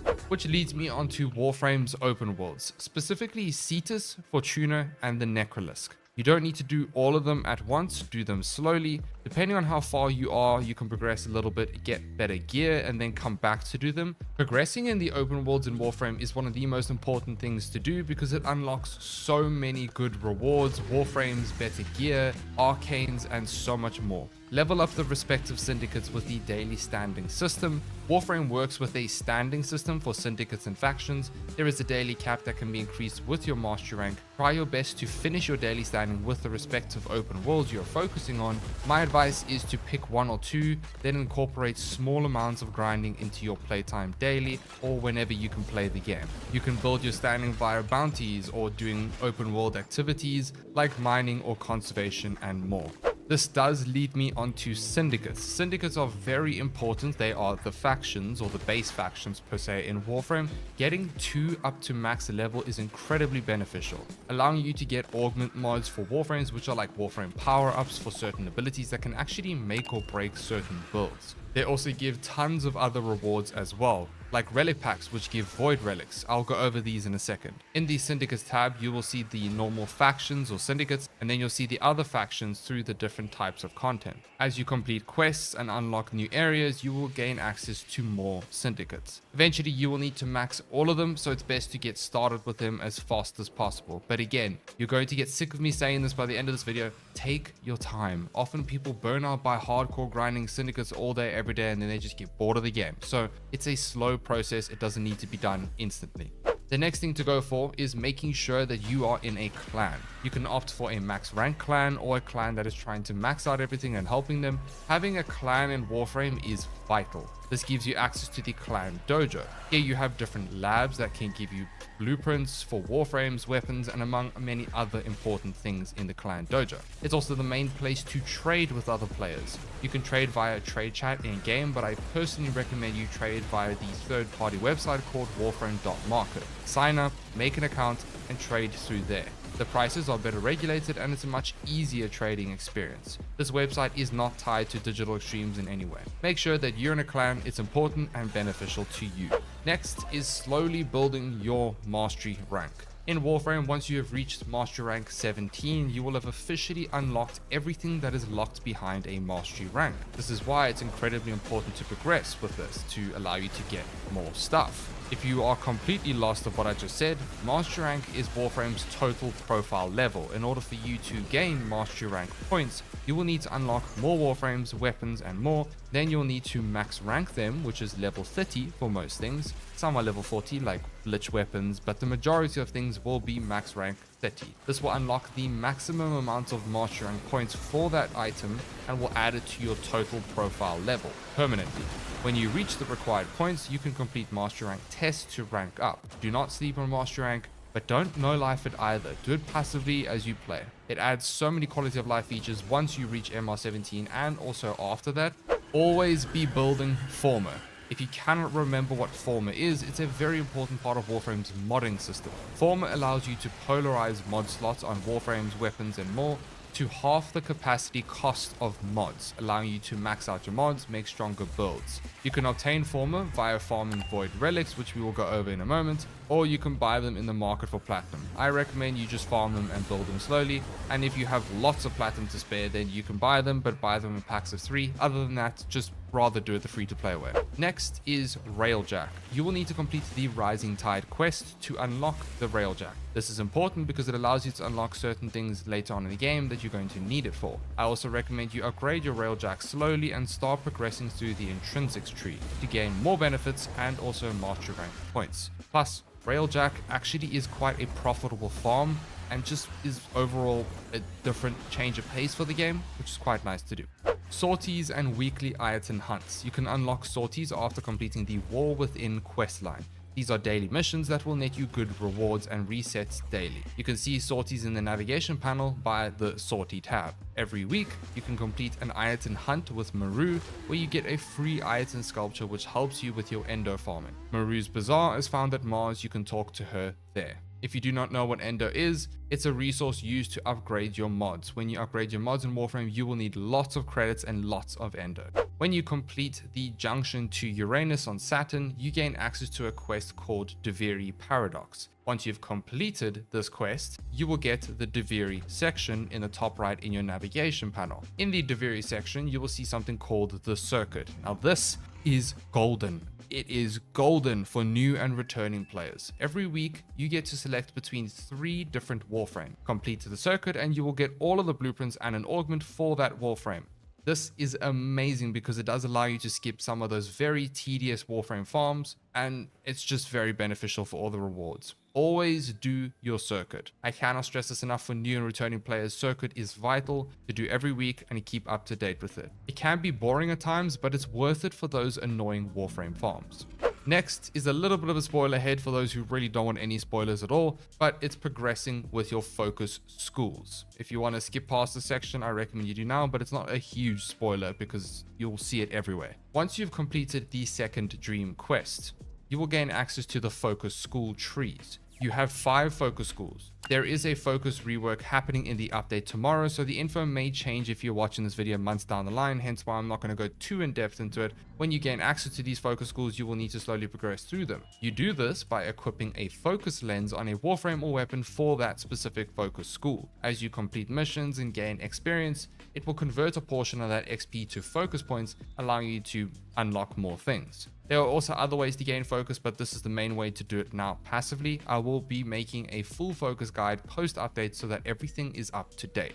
Next, a very important thing to farm in this game, the Helminth segment. You unlock the Helminth by being rank 3 with the Entrati family in the Necrolisk. You can purchase a blueprint from Sun. There is an MR8 requirement for the Helminth segment. The reason the Helminth is so important is because it allows you to put other Warframe's abilities onto any Warframe you see fit. It's kind of like Warframe's Pack-a-Punch system for Warframe specifically, allowing you to put an ability from another Warframe onto your one so that you can change your entire kit and playstyle. In this game, it's known as subsuming abilities. Each Warframe has a specific subsume that is tied to them that can be subsumed onto other Warframes. You need to level up your Helminth segment to unlock all of its innate abilities, and you need to stack up all of your other Helminth options too. To level it up, you need to feed the Helminth resources for the different resource types. You can also feed base Warframes into the Helminth to unlock its specific subsume. Be careful though, you will lose the base Warframe entirely when you feed it to the Helminth segment. Next is arbitrations. Arbitrations are unlocked after completing the Eris Junction. This game mode will take all of the endless mission types and add a little twist. There are little drones that will spawn and drop Vitus Essence. You can exchange Vitus Essence at the Arbiters of Hex's faction in any relay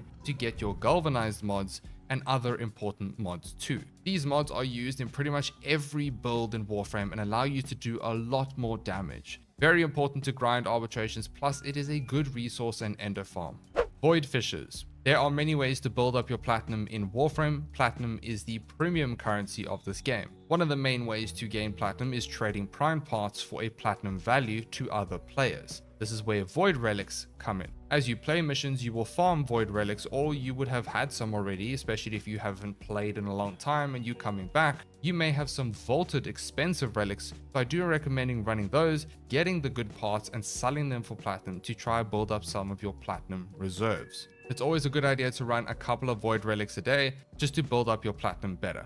Next is weeklies. After you complete the New War questline, you will gain access to the Veilbreaker quest. Once you've completed that, you will then be granted weekly Archon hunts. Archon hunts are very similar to sorties in the sense you need to complete 3 missions and then you have a boss fight at the end, which rewards you with an Archon shard. I will go over what Archon shards are in a moment. Deep Archimedia and Temporal Archimedia. Once you've reached rank 5 with the Caviar in the Sanctum Anatomica, which is unlocked via the Whispers in the Walls quest, you are granted Deep Archimedia. This is Warframe's weekly super hard game mode. You'll be granted juicy rewards from completing 3 different missions with different parameters, making that game mode a lot harder. Temporal Archimedia comes from completing the Hex quest and reaching level 5 with the Hex standing. Temporal Archimedia follows the exact same framework. Every week, go in, complete 3 missions to get juicy rewards. Every week, players get 5 search pulses. The search pulses are divided between both Deep Archimedia and Temporal Archimedia,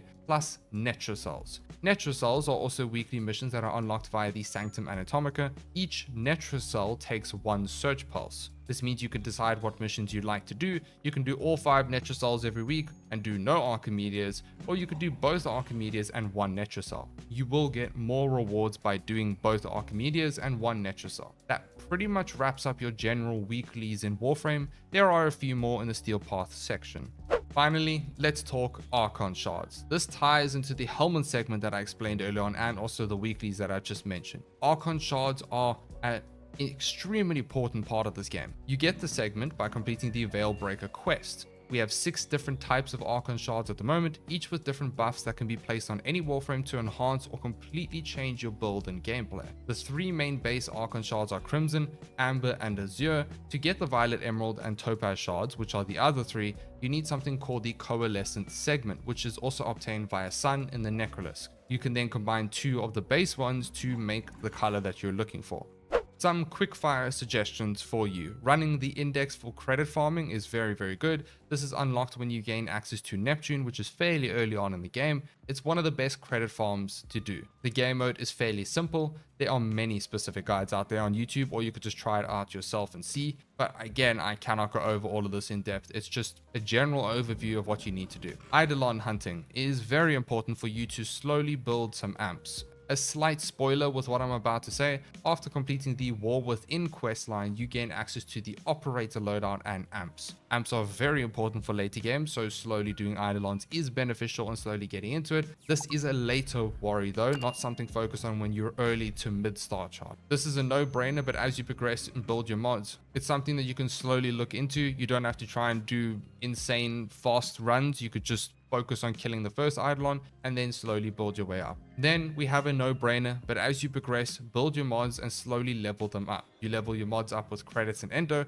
I have made 2 specific guides on each of these resources, so if you'd like to go and check those out, I do recommend it. Then of course, getting all your necessary mods and slowly leveling up. I'm not going to go over all of them because the list will be way too long. There's over 1,500 I think mods in this game. It's so much, but the main ones that I think you should focus on are primed mods, adaptation and rolling guard, corrupted mods, and galvanized mods. Slowly build your aura mods and all the other ones, the extras and everything as you play and progress. You probably will have a bunch already depending on how far you are in the game. If you are completely lost with the modding system, I have made a beginner's guide on modding, and my 3-part mini series on how to mod anything in Warframe will pretty much cover everything that you need to know and understand about that system. One thing I do want to talk about quickly, which does tie into the star chart as well, but it also applies if you are in Steel Path. That is farming your Lich weapons. Kuva weapons, Tenet weapons, and Coda weapons are all part of the Lich system. Again, I cannot go over this in detail, but this is something that is very important to slowly do so. Build some nice weapons. These weapons can reach rank 40 at max rank instead of the usual 30, which is where they are the outliers. But overall, I just wanted to remind you about the Kuva Tenet weapons. The Coda weapons are more in Steel Path or higher MR requirements. If all of this is way too overwhelming and you're so lost you don't even know where to start, then I recommend going to beginner's guides and having a look at them to kind of brush up your knowledge a bit more. And that is pretty much an overview of everything that you need to do as someone who's returning to Warframe before reaching the Steel Path. There's a lot more to do in the star chart than in the Steel Path. Once you get to the Steel Path, a lot of the things interlink, which is what I'm going to go over in a second. Finally, this leads me onto those who are returning to this game after reaching Steel Path. Like I mentioned earlier in the video, a lot of things in farms will interlink as everyone has different progression paths. So please, if you have skipped to this section, I understand because the video is split into 2 parts, but I really recommend that you go and watch the first part so that you're fully caught up to speed on everything, unless you already have enough prior knowledge to the game. Make sure your quests are done and dusted. Across the board, no matter where you are in the game, you need to make sure that your quests are done. If you have not yet reached MR 17, I suggest you grind your MR until you get there and then slowly start building it to Legendary 1, Legendary 2, and Legendary 3. It makes a big difference, trust me, but it's not something that needs to be rushed. It's just a slow process. Plus, it goes hand in hand in you unlocking more gear and more Warframes so that you can have a better experience. Make sure all of your open worlds and syndicates are maxed out. Same thing, check in the syndicates tab to see. If you are missing a few, then like I suggested with the star chart players, slowly progress through them over time. When you are in Steel Path, you will gain access to Steel Essence. You can trade Steel Essence with Teshin in any relay. Head to the Syndicates tab in your Orbiter, go to the Conclave, and here you will find Teshin. Teshin will have a bunch of different rewards and cosmetics. You can get relic packs to stock up on your void relics and Kuva to roll your rivets. To farm Steel Essence, you need to complete Steel Path missions, and an acolyte will spawn every few minutes. Kill them to gather more Steel Essence, or you can complete your daily Steel Path incursion missions, which grant 5 Steel Essence as a mission reward. Alternatively, you can run Steel Path Void Fishes to unlock a Steel Essence every time you crack a relic, plus the acolytes you run into. Although Steel Essence is something that you'll just naturally build up as you play the Steel Path game modes more.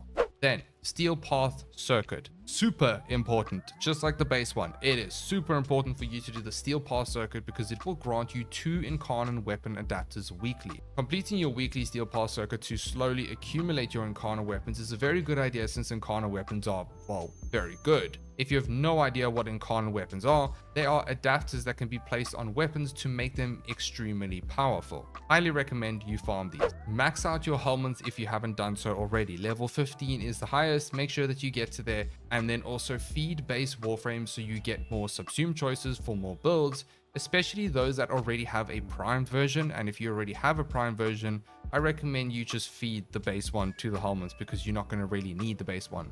Then we have Elite Deep Archimedia and Elite Temporal Archimedia. Once you've completed a normal Archimedia with all of its modifiers, you gain access to the Elite version. Now, technically speaking, this is actually unlocked in the star chart as well, but I feel that the Elite version is a tad difficult for a star chart player unless you have all of the good gear already, all the necessary mods. But the Elite version should be done every single week to get the maximum rewards. Remember, you can also do one Netrocell too. This all falls part of your weeklies, which I mentioned earlier. Then we have Archon Shards. You can obtain Archon Shards via Archon Hunts, both versions of the Archimedias, Netrocells, and the 1999 calendar after unlocking the Hex. Building your Archon Shards up is beneficial and can completely change Warframes. Then of course, making sure that your Railjack is up to scratch, your Necromech is up to scratch, making sure that your Railjack intrinsics are max for Master Rank. Same thing with Deviri intrinsics too. Always be cooking Former for your builds. Very, very important. Former,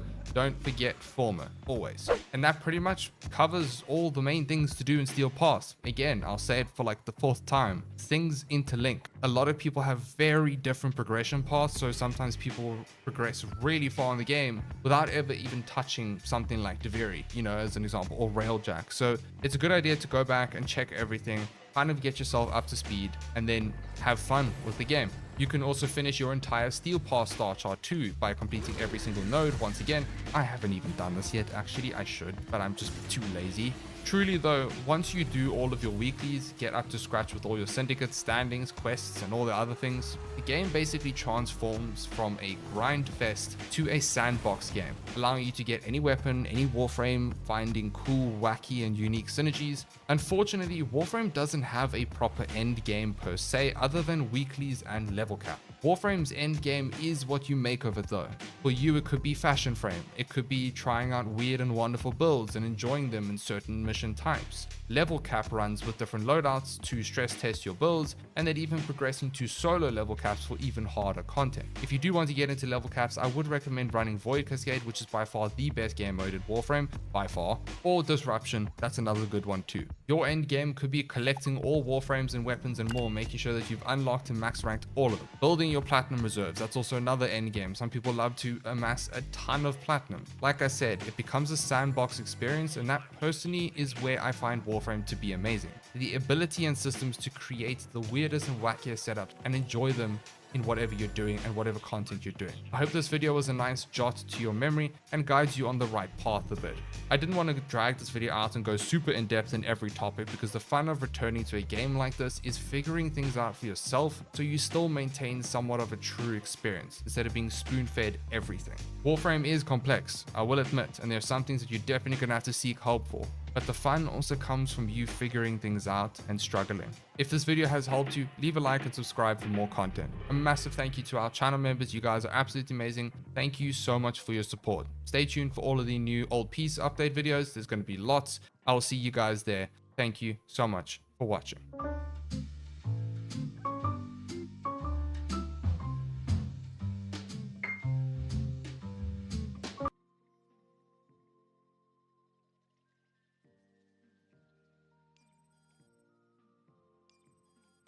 It's that time of the year. You're bored browsing through your Steam library and you feel like playing a game that will give you that dopamine rush that you so crave. You have most likely heard of Warframe, I mean, who hasn't at this point, and either you have never played it or you've played it quite a few years ago and would like to get back into it, but the problem is, Warframe is a lot to deal with and it could be a little bit overwhelming, you know? I will be standing with you and walking you through everything you need to know to start conquering the Warframe universe. I will try my absolute best to make it spoiler free during this series, and if I cannot, I will make spoiler warnings just so you know.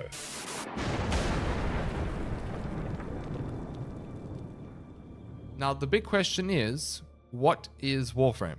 Well, the simple answer is it's a looter shooter, but it's a bit more in depth than that. You can play, at the time of this video, among 60 different Warframes, which are these cool looking space heroes slash ninjas. Each of them are in-depth, unique, and offer many different playstyles. You kill enemies, loot them, craft better weapons and better Warframes, kill more, get more loot, get richer, and simply destroy everything in your path. You are basically a god in this game. Not to mention the fantastic and vast storyline that this game offers. For those of you who like lore in games, Warframe is incredibly lore rich, so you have quite a nice treat there. Warframe also offers you 12 years worth of content, so trust me when I say if you are a new player in 2025 looking to play Warframe, you are going to have so much content to do. It has never been a better time to start Warframe. So come along with me and let Professor Flo walk you through your path ahead. Let's start at the beginning. You have created your account and you load up into the first cutscene. After the cutscene ends, you are greeted with this screen here telling you to pick your Warframe. These are Warframes, the heroes you will be playing, commonly referred to as just frames. These are the 3 starter frames: Excalibur, Mag, and Volt. I cannot stress this enough, and you're probably going to hear me say this so many times by the end of the series, you are going to be sick of it. Play the game how you want to. Everything I say and do are merely suggestions, and I'm so big on this because you will have a much better time in Warframe if you simply just play or do what you want because it looks cool and you are having fun. Don't always listen to every player you ask, and don't just blindly follow their suggestions. Play your game and how you would like to enjoy it. That is all that matters. I went for Mag because she's incredibly powerful and makes the early game really easy, but she can be a little energy hungry for a brand new player. Volt and Excalibur are a little easier to understand the ropes of Warframe, but genuinely just pick whatever tickles your fancy because you can get all of these Warframes fairly early on in the game anyway. Once you have chosen your desired frame, you will then be plopped into the game's tutorial. In this shortish tutorial, you will learn the basics of Warframe. Go through and complete this tutorial. You will then be thrown into what is known as your Orbiter. The Orbiter is your main hub essentially. This is your home. Here you will sort out your gear, craft new things, start missions, access all your loot, and so much more. You will then be prompted by Lotus to complete the first quest in the game called Vor's Prize. This is the starter quest that kind of just throws you in the deep end a little. You will need to complete a series of missions in this quest, so just follow the prompts in the navigation tab and listen to Ordis and Lotus. As you begin to do these missions, you will kind of get the vibe of Warframe and how it goes. Once you complete the Vor's Prize quest, you're probably sitting there confused as hell. What on earth do I do now? Where do I go? And you're probably overwhelmed by the mod system, the huge navigation tab with all the planets, all the frames, weapons in the arsenal, all the stuff in the foundry, everything. But don't stress, my baby tenor. This is why I'm here to help you. The first thing you need to know about Warframe is your mastery rank. Mastery rank is commonly referred to as MR in the community. You will hear this term in many videos and people talking about the game. Your mastery rank is your whole profile level. As you increase your mastery rank, you will get access to more and more weapons and Warframes that are locked behind a specific mastery rank requirement.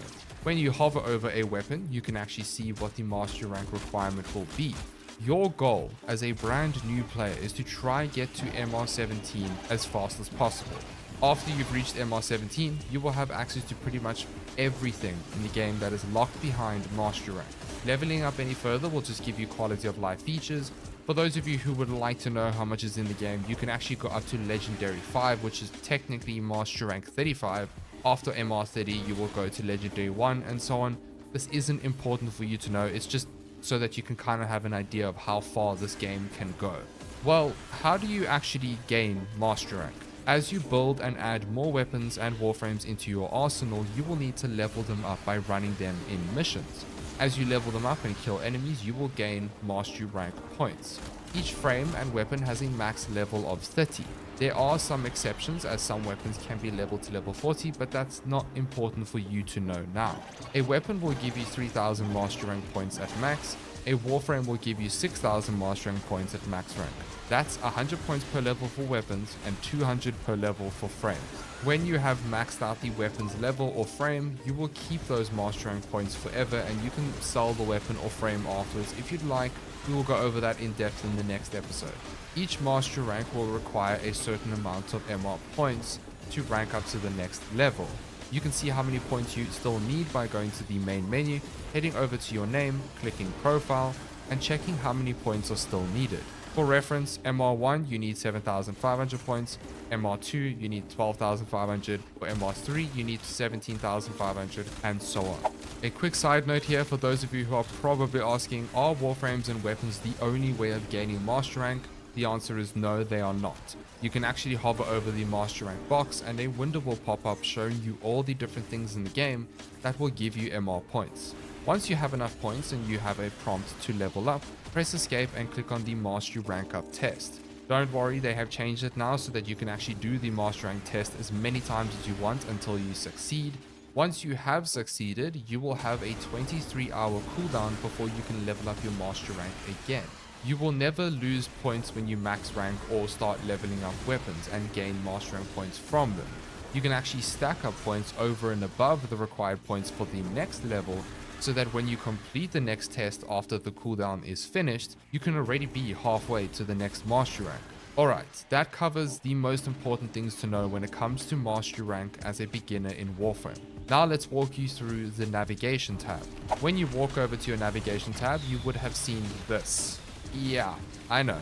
It's a lot, right? All these planets, nodes with weird names, there's just a lot going on. But you don't need to worry too much because the progression is actually somewhat linear in this game and pretty simple as you begin to play and progress. You start on Earth at E Prime. This is your starting point when you begin the Vor's Prize quest. Your goal is essentially to finish all of the nodes on every planet and head towards the junctions. Junctions are gateways to the next planet so you can progress further in the star chart. The star chart is what we call this whole planet maps universe thing. As you unlock more junctions, you unlock more planets which open more doors to more content. In order for you to complete the junctions, you will need to complete a specific set of tasks to move on. These tasks can be seen by hovering over the junctions and you will see it pop up on the right telling you all the things that you need to do.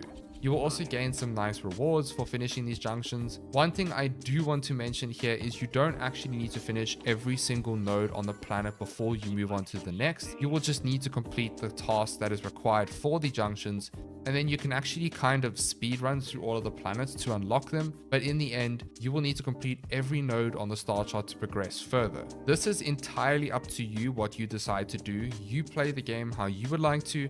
I know some people like to complete every single node and then move on to the next. Some people like to speedrun, unlock all of the planets, and then go back and finish up all the nodes later. Both of them work out, it's up to you. If you hover over each node, it will tell you the name of the mission, as well as the mission type, as well as the faction that is occupying that node, and will also tell you the element that they are weak to or resilient to. But don't worry about that now so early on in the game, we will get to that later on in future episodes. There are many different mission types in Warframe. If you would like to read up more info on them, you can do so in-game in the Codex menu in your Orbiter, which has a missions section that perfectly explains every mission type. Some of them are really self-explanatory, like exterminate and capture and so on. Others may need a little bit of a quick look up and then you're good to go. In your missions, you will come across different types of enemies depending on the planet you are on. Now these are called factions. Warframe has what I like to call 4 main factions that you fight against as a beginner. There are quite a few more factions out there, but these 4 are the main ones in the beginning. The 4 main factions are Grineer, which you have been introduced to already, Corpus, who absolutely love money and Groffet, Infested enemies, which are these things, and then finally there are Corrupted or Orokin enemies, which are basically Grineer and Corpus that are corrupted by Void energy. That isn't too important for you to know right now, just know that you're going to run into them fairly soon in the beginning. As you begin to play missions, you will start to collect materials and credits. Credits are one of the main source of currencies in this game. It is pretty much used for everything when it comes to crafting and buying stuff. You will need credits for buying blueprints, upgrading your mods, crafting things, and so on. The majority of things in Warframe cost credits in some way or another. The resources that you begin to collect in missions will be used to craft said weapons and frames that you will obtain the blueprints for. Okay, so we have gone over a lot of stuff already and you're probably sitting here thinking, okay, what do I do now? Your goal as a brand new player is to get to Mars. To do this, you will need to go from Earth to Venus to Mercury, and then you can unlock the requirements to get to Mars. On Earth, you will see the node called Cetus. Cetus is one of Warframe's open worlds. These are quite important for your progression later on in the game, but for now, just head on over there at your own pace and do the quest in your own time. On Venus, there will also be Fortuna, which is also part of the other open world section. You will also need to do a quest there. Go through the nodes, complete each junction requirements, and work your way towards Mars. In the next episode, we can talk about progressing further. That is just a quick suggestion on giving you some direction and guidance as to what to do. Before we go further, if I could ask that you hit that like button, it really helps me out and also helps other people seeing this video, so thank you so much, my good tenor. Let's just do a very quick orbiter tour. Firstly, when you're in your orbiter, you can actually hold down Q if you are a mouse and keyboard player. For consoles, it will just be your gear wheel bind in your setting. Here you can see all of the different menus in your orbiter, like your navigation being the first one on the top, your arsenal, your foundry, your mods, and so on.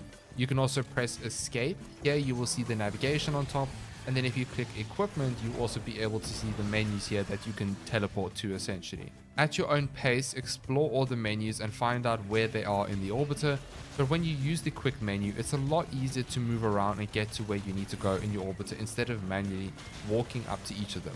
This leads me on to mods in this game.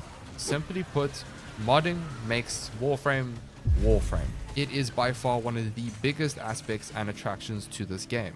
Mods allow you as the player to have the freedom to create many different builds later on in the game as you progress. I'm going to briefly go over modding as you don't need to know everything right now. You can equip mods onto your warframes or weapons to make you stronger and provide you with better stats. As you begin to play different missions and kill different enemies, they will start dropping mods. You equip these mods in the modding screen in your arsenal. There is a mod tab which can be seen here in your orbiter, or you can access it by the quick access menu. This screen right here, now hold on. This screen is a noob killer. I cannot stress this enough. Many new players open up this bad boy and go, nope, I'm out. But I am here to tell you that it will all start to make sense as you begin to play, and it's not so bad. As you can see, there are a crap ton of mods in this game. There are mods for different categories like warframes, weapons, companions, and so on. Then you have subcategories for mods for each weapon type like rifles, shotguns, snipers, pistols, melees, etc, etc. In this menu right here, you can see all the different actions you can do with modding on the top. You can upgrade them, transmute them, sell them for credits. Please don't do this as a new player. I beg of you, do not sell your mods for credits. Dissolve mods for endo. Please only do this for duplicate mods, and then item treasures, which you don't need to worry about right now. I know it seems like I keep saying that a lot in this video, but it's true because otherwise it just would be an overload of information. To upgrade your mods, you will need a resource called Endo. Endo is gathered from playing missions and is the main resource used to upgrade your mods as well as credits. Endo is incredibly important and quite hard to obtain until later on when you have access to better farms. Then we move on to the foundry segment. Here you will craft everything that can be craftable. In Warframe, you have crafting times, but not just your few minute crafting times. No, long crafting times. It takes 72 hours to build most Warframes. Some newer Warframes are shorter. Weapons take on average 12 to 24 hours to build. I know what you're thinking. That sucks. Why is it so long? It's just how it is in this game. You can actually use it to your advantage in a sense. You can build a bunch of frames and weapons and queue them and just let them cook in the background for a few days while you continue to grind more and add more weapons and frames into the queue, rinse and repeat. Just a quick new player tip. Always have something cooking in the foundry. It's very important to utilize the time that you have while you are playing. Then we move on to the arsenal. This is your main hub for your loadouts to take into missions. Here you can change and build your weapons, frames, companions, gear, your arcwing, and so on. You can mod them, change their appearance. In Warframe, your appearance and how you decorate your frame is known as fashion frame. You will hear many tenors speak of such a term. Moving on to the codex. The codex is your in-game tab for information. This is where you see your quests, the universe tab, which goes over pretty much everything that can be farmed and what's in the game. Lavarian tab, which is just lore basically. Training is redoing the tutorials, and missions. This is the tab that I spoke about earlier, which goes over every mission type. And finally, we move on to the market. This is the in-game market in which you can buy weapons, blueprints, bundles, cosmetics, decorations, and so on for platinum. Platinum is Warframe's premium currency, but it's not what you think. You see, Warframe is one of the very rare cases in the gaming industry nowadays where the premium currency that you would pay real life doubloons for can actually be obtained in-game through trading for free. This is a very nice game design choice that actually makes Warframe shine compared to other free-to-play game models nowadays. Full disclaimer here, the 8,000 plus platinum that you can see on my account is not normal. For this series, I did invest money into the account so that I could put the videos out more efficiently and quicker. So this is not normal for a beginner. Just a little disclaimer there for full transparency. A very important note for new players. Majority of the things that you will see in the market will have a platinum price tag on it. It does not mean you have to buy it with platinum. Many weapons and frames have blueprints that can be obtained by buying them with credits from the market. You can actually check this by going to the weapon you want and seeing if it has a credit blueprint cost. If it does, then you could just buy it with credits whenever you have enough. And then head on over to the foundry to see the required resources to build it, or you can actually just hover over the blueprint in the market menu and it will tell you the resources required. But if it says blueprint build requirements, that means that you can obtain that weapon's blueprint via farming it in-game or a different piece of content. Buying weapons and frames with platinum just means that you skip the crafting times and you get it in an instant. Now, you may or may not be thinking Warframe is pay to win. And my answer to that is no. Warframe is not pay to win. There is absolutely nothing in Warframe that is locked behind a paywall.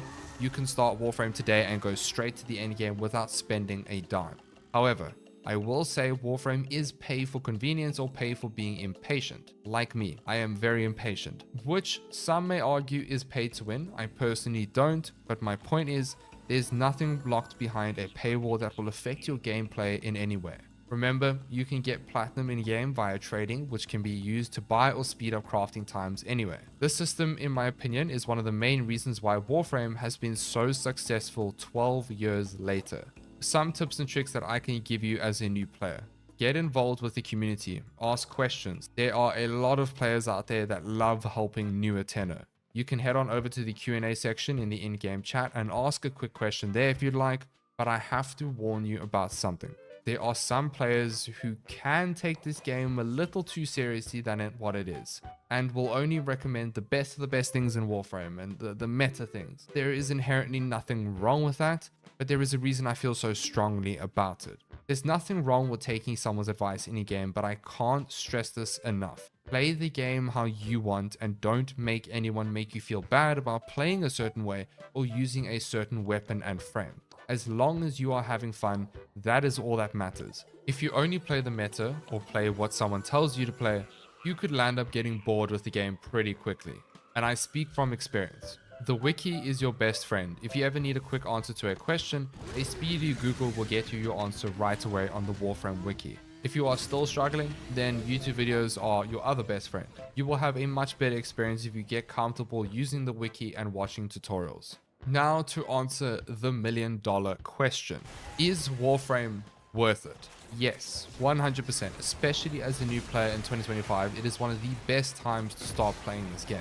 You have so much content at your disposal to keep you busy for hundreds of hours. This game is always changing and growing, but I will be honest with you, it is still a big grind. The beginner grind has been improved drastically over the years. It's a lot less, but overall it is still grindy.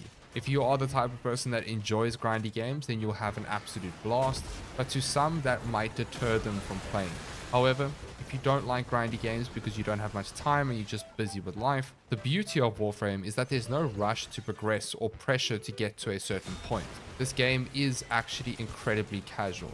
Warframe will always be here for you whenever you feel like playing, along with all of its content. Once you get past the noob barrier and the learning curve, you have a diamond in the rough. It truly is a very special game, especially in 2025.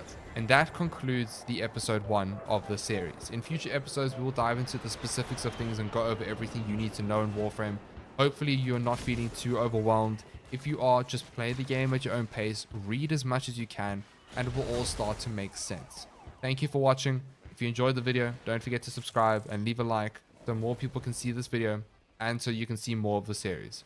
I will see you all in the next one.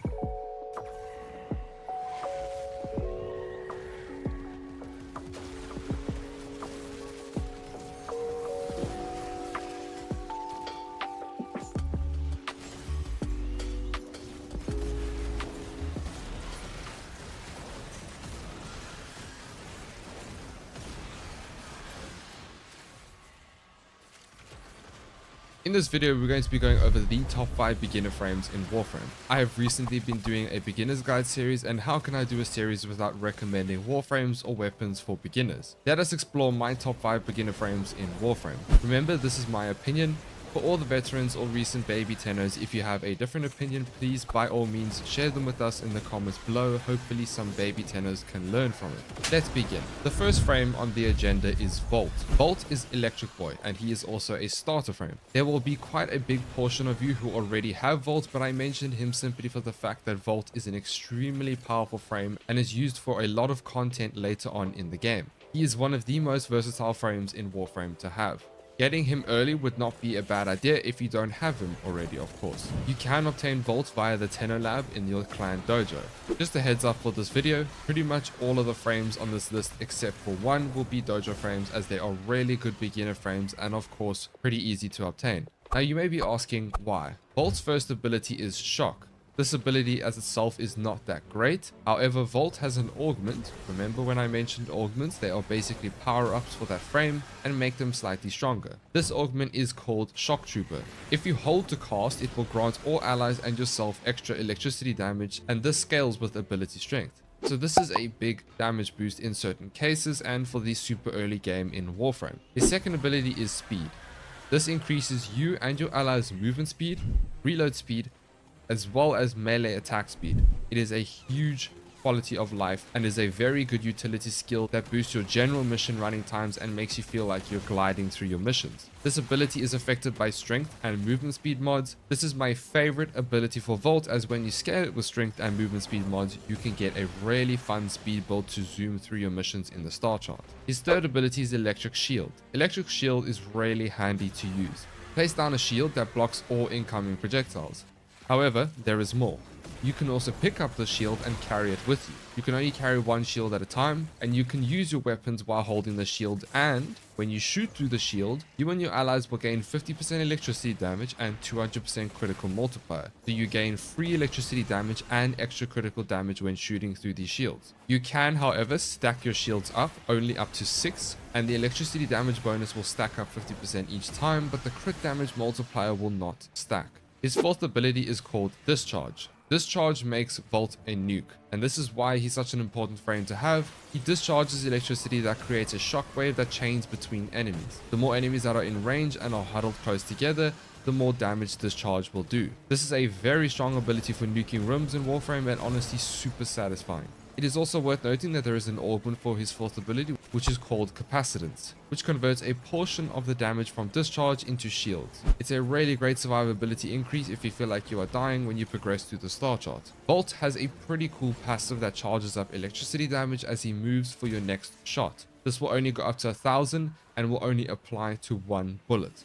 And that is Volt's abilities explained to you. Now pause. One moment, my good tenor. Before we get into his builds, I want to quickly explain two things. Firstly, how I'm going to set this video up. I'm going to show 3 tiers of builds for each frame. The first being for those of you who don't have a catalyst or don't have the mod capacity or just don't have good mods yet. So I'm going to show half builds for the first setup. This is also for super early mouse rank players who can work towards getting these mods as a beginner. The second setup is basic mods and maybe one corrupted mod here and there that you can work towards that should work without a former and requires just a catalyst and will be a full setup. The last setup will be a little later into the star chart for those of you that have put 1 or 0 former in and have obtained some corrupted mods. Although some frames I will only show 2 builds as they don't need that much investment. The second thing I want to discuss very quickly is the ranks of mods. A common mistake that beginners do is think they have to fill up all the mod slots, when in reality this is not the best thing to do. It's best to max rank your lower rank mods like Continuity, Flow, Stretch and Intensify, or get them to as high rank as you can. Most of these mods are only rank 5, so the ender cost won't be so big. I will also show corrupted mods for Warframes. However, as a beginner, you will not be able to max these mods out. They are simply too much. They go up to rank 10 and require 20,000 ender plus per max rank. It is way too much for a beginner, but it's just best for you to level them up as much as you possibly can and keep using them, and then as you start building your ender pool, you can keep upgrading them slowly but surely. You will get far more out of having a half build with maxed mods than a full 8 mod build with low rank mods. For Volt's first build, we have a really early game setup. Remember, your aura increases your mod capacity, so you want to make sure that the polarities match. Just use whatever you have available, and if you can, match the polarities to increase your mod capacity. This build uses 38 mod capacity, which means at rank 30, with 30 mod capacity plus an aura that matches the polarity, you will be good to go if you use this exact setup with maxed mods. Although most of you will not have all of these mods maxed out. If none of this made sense to you, I did make a full guide on modding, so if you want to go and check that out so this maybe will make more sense to you, then by all means check the cards on the top right. So we have Flow to increase our energy, Intensify for strength, Vitality for extra HP in the early game, Continuity for duration, and Stretch for range. Try and max out all of these mods except for Vitality. There isn't a need to max it out because as you progress, you won't be using mods like Vitality and Redirection. They will be replaced. Moving on to the second build, we have the exact same except we add Redirection for extra shield, Streamline for efficiency because as a beginner, one of your biggest problems is energy sustain, and then Shock Trooper for that extra electricity damage boost. Just a quick note here, there are two ways to obtain augments. The first way, which is the main way, and that's through syndicates. I have not yet explained syndicates, but for those of you that have maybe progressed a bit and know what they are, you can get augments through syndicates. The alternative way is buying them through other players for platinum. Augments should not cost more than 15-ish platinum per augment depending on the platform. I'm not too sure of the exact prices, but that shouldn't be too much of a problem with you because I have explained how to make platinum as a beginner. The second build is for those of you who have invested in a catalyst into your vault, which is not a bad idea. Then we move on to the third setup. Again, very similar, but here we use Transient Fortitude for extra strength, and then we have Augur Reach, which can be obtained through doing level 30 to 50 Cetus bounties on Earth. Capacitance for survivability, as this will be used in later star chart, and this is geared more towards Vault's fourth ability for a nuke. We have more strength here so that our speed ability is increased. If you want to, you can swap out Capacitance for Shock Trooper, and if you feel that your duration maybe is a bit too low, then swap out Augur Reach for Augur Message, which is also obtained through doing Cetus bounties. When it comes to playing Vault, all you need to do is cast his second ability, so you go zoom zoom, throw down a shield and pick it up, use your weapons to shred through everything. When you get enough energy and there are big groups of enemies, cast Discharge, his fourth ability, which you will then spread your sparkles everywhere and watch as everything dies. If you are using Shock Trooper, remember to hold cast your first ability. And that is Vault done and dusted. Before we go into the next frame, if you could just take a moment to leave a like on this video, my good Tenno, it really helps me. Thank you so much. Let's move on to the next frame, and that is Wukong. Like the Monkey King, yes, Wukong is a very good Warframe for early and late game in Warframe. He is super tanky and good for spy missions, and he can be quite speedy actually. He also does some funky melee damage with his fourth ability. He is also a dojo frame, however there is an important thing to note. He requires Nitane extract to craft him, which can be quite a pain to get. The way you obtain Nitane extract is through your Nightwave. Remember I mentioned that Nightwave is like Warframe's battle pass in a sense. As you complete daily and weekly tasks, you will progress and gain Nightwave credits. Head over to the cred offerings tabs and you will see Nitane extract here. This is unfortunately the best way to obtain this resource. There are other ways, but the drop chance is so low it's not worth your time and effort. So get grinding on your Nightwave as soon as possible. Wukong's passive is one of the things that makes Wukong amazing. When you take fatal damage, meaning when you die, Wukong will use one of his mastered techniques. He has 5, but only 3 can be used in a mission. So you will basically have 3 extra lives before you go down. The 5 are Primal Forces, which is 300% elemental damage for 60 seconds, Heavenly Cloak, invisibility for 30 seconds, Cosmic Armor, which is invulnerability for 30 seconds, Monkey Luck, which is enemies that are killed have extra loot, and Sly Alchemy, which is orb drops are 4 times more effective for 60 seconds. Orb drops being health orbs and energy orbs. This is why Wukong is such a forgiving frame, because he basically has 3 lives before he goes down. His first ability is Celestial Twin. Shed yourself into 2, create a twin, and he do big damage. Your twin will use whatever loadout you are using. If you melee, he will use your primary and shoot from a distance. If you use your primary, he will melee, so he will always do the opposite of what you're doing. You can command your twin to kill certain targets, doing extra damage to them. His second ability is Cloudwalker. This is what makes him so great for spy missions and speeding through. Basically, become a cloud that zooms around, and it also cleanses you of status effects and heals you and your twin. Increasing your duration here will help you to stay in the air longer. What's so nice about Cloudwalker is how nice the movement is. You have full control of where you're going, so you could just go here and then you could just go woo all the way around and instantly change direction. Now, another really great thing about Cloudwalker is the fact that it actually makes you invisible. So when Wukong goes into spy missions, all your lasers and everything like that will not be picked up if you use Cloudwalker. This is why Wukong is so amazing for stealth missions as well. It is super satisfying just being a cloud and having full control over everything. His third ability is DeFi, which makes you invulnerable for a few seconds, storing the damage taken and then dealing it out in one massive hit. During the invulnerable phase, you get bonus armor given to you relative to the damage stored. However, the bonus armor can only stack up to 1,500 additional armor. This is a very nice tanky ability to stop you from dying and giving you some huge armor bonuses. Then you get Primal Fury. Whip out Wukong's giant shtick and unleash hell upon your enemies. Seriously, this staff gets big. It's kind of funny.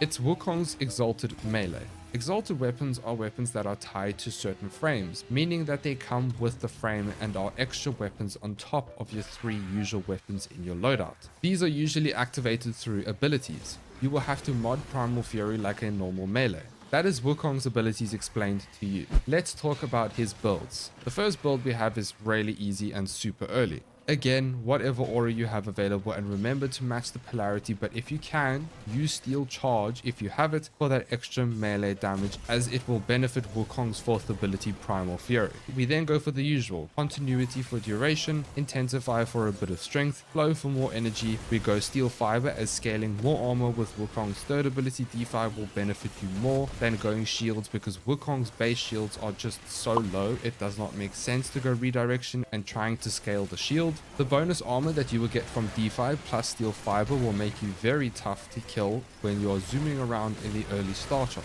And then we go Vitality for more health. Very simple early game build to run, and it would be nice to have for that extra damage and more duration for Cloudwalker. The second build is the exact same mods, except we drop Vitality. We go Streamline, Stretch, and then I chose to use Transient Fortitude, but this is only if you have farmed it yet. Then Augur Secrets for more strength. This is a nice damage dealing setup here. The last setup is a countable setup for later star charts, something that you can work towards. Here we focus more on duration, so Wukong's Cloudwalker ability is longer. We do have reduced range here because we don't need that much range on Wukong. With 200% duration, we have a 4-second Cloudwalker, which is honestly really nice for spy missions and capture missions. I suggest Streamline for all noob builds because one of your biggest problem as a noob is energy sustain. Wukong is super tanky with all of these setups. Now when it comes to actually building his Iron Staff, his Exalted Melee, it's really simple. You can run something like this as an early game setup if you don't have a lot of mods. Alternatively, something like this, which is not a full build, you will require one former. You can go for like a viral heat setup with True Steel. That works too as well. Really simple, and you will do quite fine, especially if you're running the Steel Charge aura. You will do quite a bit of damage in Star Shot with this very simple setup. Now, how do you play Wukong? Well, he's really simple. Cast your Celestial Twin, let him do his thing. If you want to mark enemies that are a bit tougher to kill, by all means go for it. Your twin does 6 times the damage against marked targets. Use Cloudwalker as your movement skill, also as a way of healing yourself and getting out of sticky situations. It is also good for status cleansing as well, so let's say you have heat, slash or toxin on you and you're about to die, cast Cloudwalker and you'll be good to go. Cast DeFi, which is his 3rd ability, periodically to get your armor bonus, and remember to cast it when there are lots of enemies facing you and shooting you so that you can stack up the damage, thus stacking up your armor bonus, pretty much guaranteeing the max 1500 armor bonus. It is also a great oh crap ability when you are about to die. Then if you want some funny melee damage, cast Wukong's 4th ability to smack some enemies with your giant shtick. That is Wukong simplified. Now let's move on to the next frame, which is Zephyr, Bird Girl.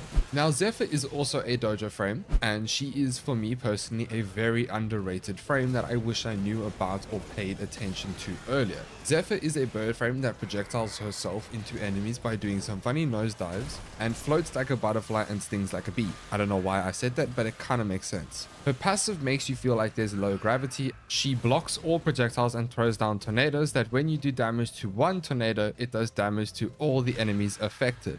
She is a very fun early game frame that can take you all the way to the end game. Her passive is, like I mentioned, low gravity. You move fast while in the air and you fall slower. You also gain 150% critical chance with weapons while airborne. I will admit sometimes this can be annoying, but it depends on the situation. There is an augment to remove the floating mechanic if you really don't like it. It is called Anchored Glide. Her first ability is Tailwind. This is the funny nosedive ability and is also a movement ability. You can dash forward in rapid succession to move faster through maps. If you bullet jump up and cast Tailwind below you, Zephyr will nosedive doing impact damage against enemies. The higher you are, the more damage the nosedive will do. You can also jump up, go airborne and hold to cast Tailwind and suspend yourself. This will drain 5 energy per second. While you are suspended, you can just fire your weapons, cast your abilities, and you can also move around and glide along while this is active. Tailwind is a super fun movement ability that is incredibly versatile and you can do a lot with it. Her second ability is Airburst, a handy little crowd control ability. You can use her second in 2 ways.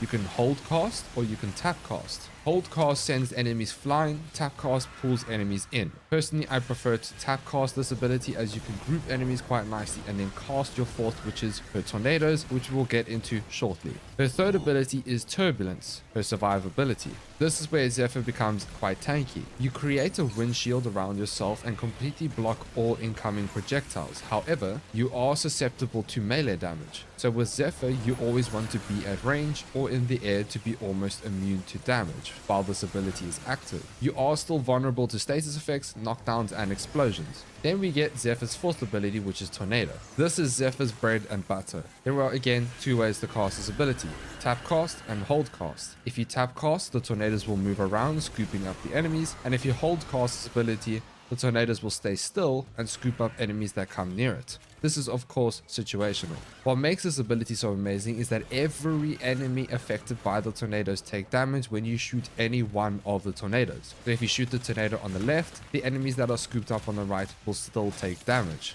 Another great thing about tornadoes is the fact that the tornadoes will take the element that you shoot or apply it with. For example, let's say I have heat on my weapon and I shoot the tornado will change the heat and all the enemies scooped up will then take heat damage. The tornadoes will slowly but surely apply heat proc. So my suggestion is, as a beginner, I would suggest modding your weapons for heat if you are using Zephyr. That way you can absolutely melt all of your enemies in the start jar. So you can see why this ability is really amazing and how you can delete big groups of enemies with this ability with a good weapon. Zephyr does require you to have a good or a decent damage dealing weapon for her fourth ability to shine. She is an amazing crowd control frame while dealing big amounts of damage. Let's get into the builds, shall we? For Zephyr, it's a little different to the others. We only have 2 builds here because Zephyr's abilities do not scale that well off of strength. So when it comes to building her, you really only want to focus on duration, efficiency, and range. So for the first config, if you can, get your hands on Aerodynamic. It's a decent aura because Zephyr's aura polarity is Vazarin. This will offer you some damage reduction when airborne. Otherwise, run what you have available. Continuity, stretch, flow, streamline, and then we go Vitality because this is an early game setup. The second config is the config you're going to be working towards as you start farming your corrupted mods. Normal mods as the first one, but we have Overextended and Augur Reach. Augur Message, Narrow-Minded for more duration. In this build, we have 253% duration, 130% efficiency, and 199% range. This is a very fun build to run with Zephyr.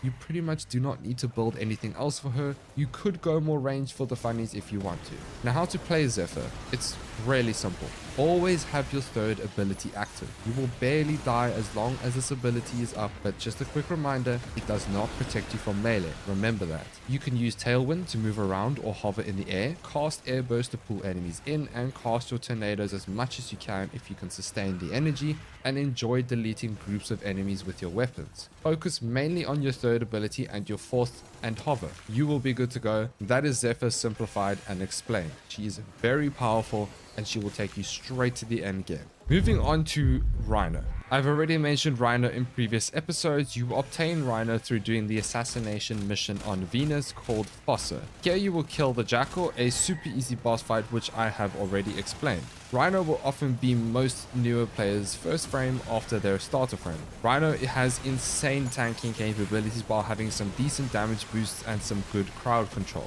You just can't go wrong with this frame. He is absolutely amazing. Rhino's passive is for lack of a better word, quite useless. Ironic after I've been praising him so much. His passive is just useless. His first ability is Rhino Charge. Leap towards enemies, knocking down everything in your path. You are immune to damage while casting Rhino Charge, and if you cast Rhino Charge in rapid succession, its damage will be multiplied until 4 times, increasing its range and reducing its energy cost by 75% when at 4 times. However, I will be honest with you, it's really only used to move around, but even then it's probably better to just bullet jump, as this ability does really little damage, and the only thing that it has going for it is just sending your enemies flying. It's funny. His second ability is Rhino's bread and butter, and that is Iron Skin. This is what makes Rhino Rhino. He covers himself in his skin, insulating himself from all damage and gaining Overguard. Overguard is like another layer of defense in Warframe. Think of it as a shield over your shields. When you cast Iron Skin, you are invulnerable for 3 seconds, and all the damage that is absorbed while you are immune will scale up your total Overguard when the 3 seconds is done. The amount of Overguard you receive scales with the ability strength and armor. It's best to cast this ability while all enemies are focused on you, so that you get the most amount of Overguard from it. His third ability is Roar, one of the best damage increasing abilities in Warframe.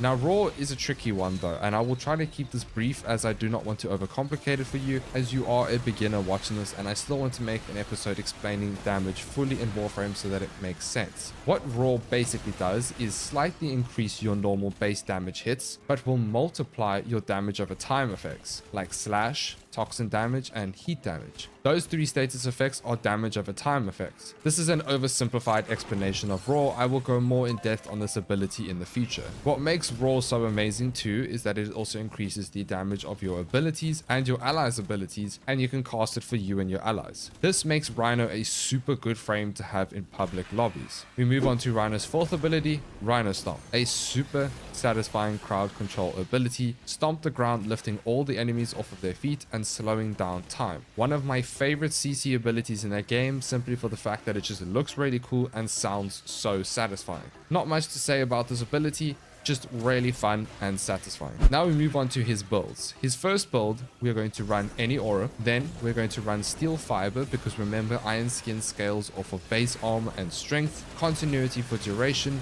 for raw, flow for more energy, intensify for more strength scaling for raw and Iron Skin, and then streamline for efficiency. We don't really need vitality or redirection, as you will always have Rhino Skin active and you can just recast it as you run out. His next build is going to be the last one. All the mods are the same, except we add Transient Fortitude, Augur Secret, and Augur Message. This is for a mid-game setup when you're in the middle of the star chart, moving on to later star chart, and will take you there quite comfortably. This gives us decent strength, a bit of duration, and some efficiency. If you can get your hands on a mod called Armored Agility, then you can swap out Augur Secrets for it. This is a super simple beginner Rhino build. He honestly is so powerful that you don't even need that many mods for him. That's how strong Rhino is. Just know that this is a beginner build for Rhino. How to play him? Really simple. Firstly and always, have your Iron Skin up. Iron Skin must be up at all times. Cast Raw to boost your damage. In my honest opinion, I wouldn't use Rhino Charge, but again, you play the game how you want. Enjoy yeeting your enemies to the sky, by all means, Rhino Charge away. And then we Rhino Stomp every now and then to get some satisfying.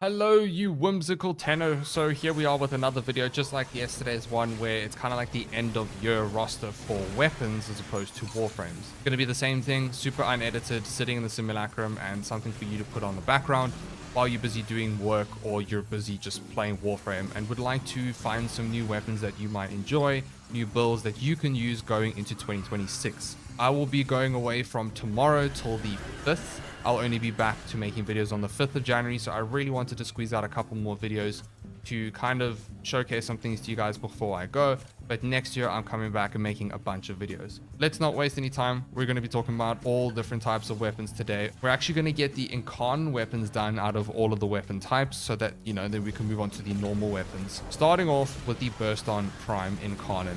This is just one of my favorite incarnate weapons in the game, simply because you have 600 bullets, you have an A10 Warthog in your hand, and you are a minigun. You can't beat it. It's so much fun. The evolutions I went for were or are Forceful Finality, cannot speak, Ready Retaliation, and Absolute Valor. The builds that I'd recommend to you would be this primary Debilitate one right here, and then this primary Deadhead. Now I do have Acuity here, but you can actually switch this to a multi-shot setup. It does the same type of thing. Acuity is super nice for red crits and, you know, headshots and so on, but Debilitate is incredibly powerful, and you will need base damage scaling on your Warframe, so Arcane Rage on Nova at the moment, which is what I'm doing. And if I could just quickly showcase it to you, that's lots and lots of that's a lot of status effects right there.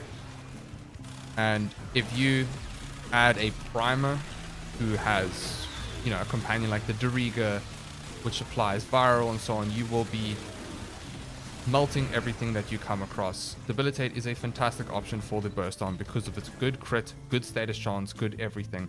That's what makes it perfect for this setup. The Deadhead setup is pretty stock standard and straightforward. You'll be melting everything. If I can show you the Acuity version real quick. Let me do that quickly. The Acuity version is extremely powerful because you are red critting all the time and you're doing lots and lots of flat damage with heat. And I don't even have a primer. That's the damage that I'm doing.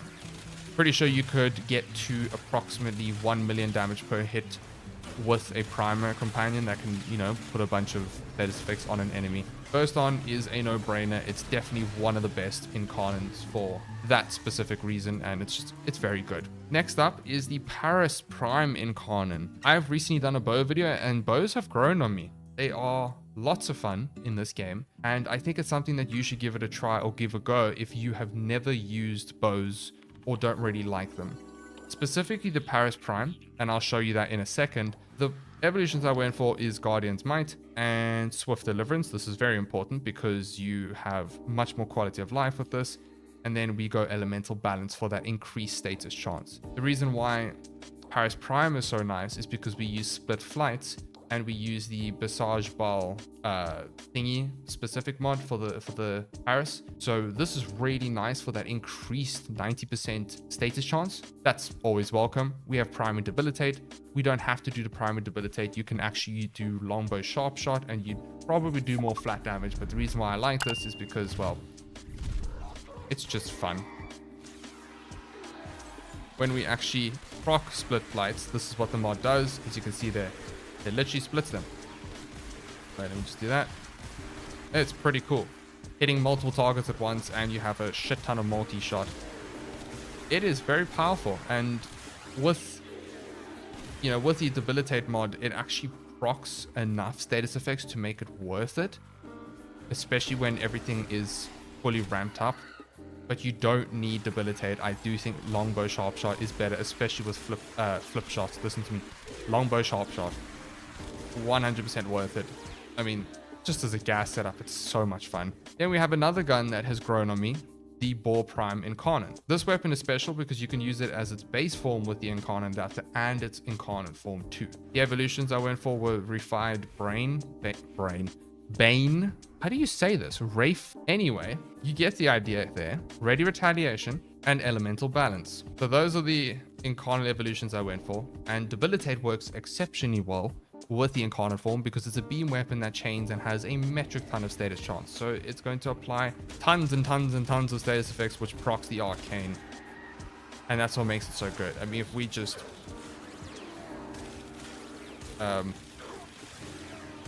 yeah.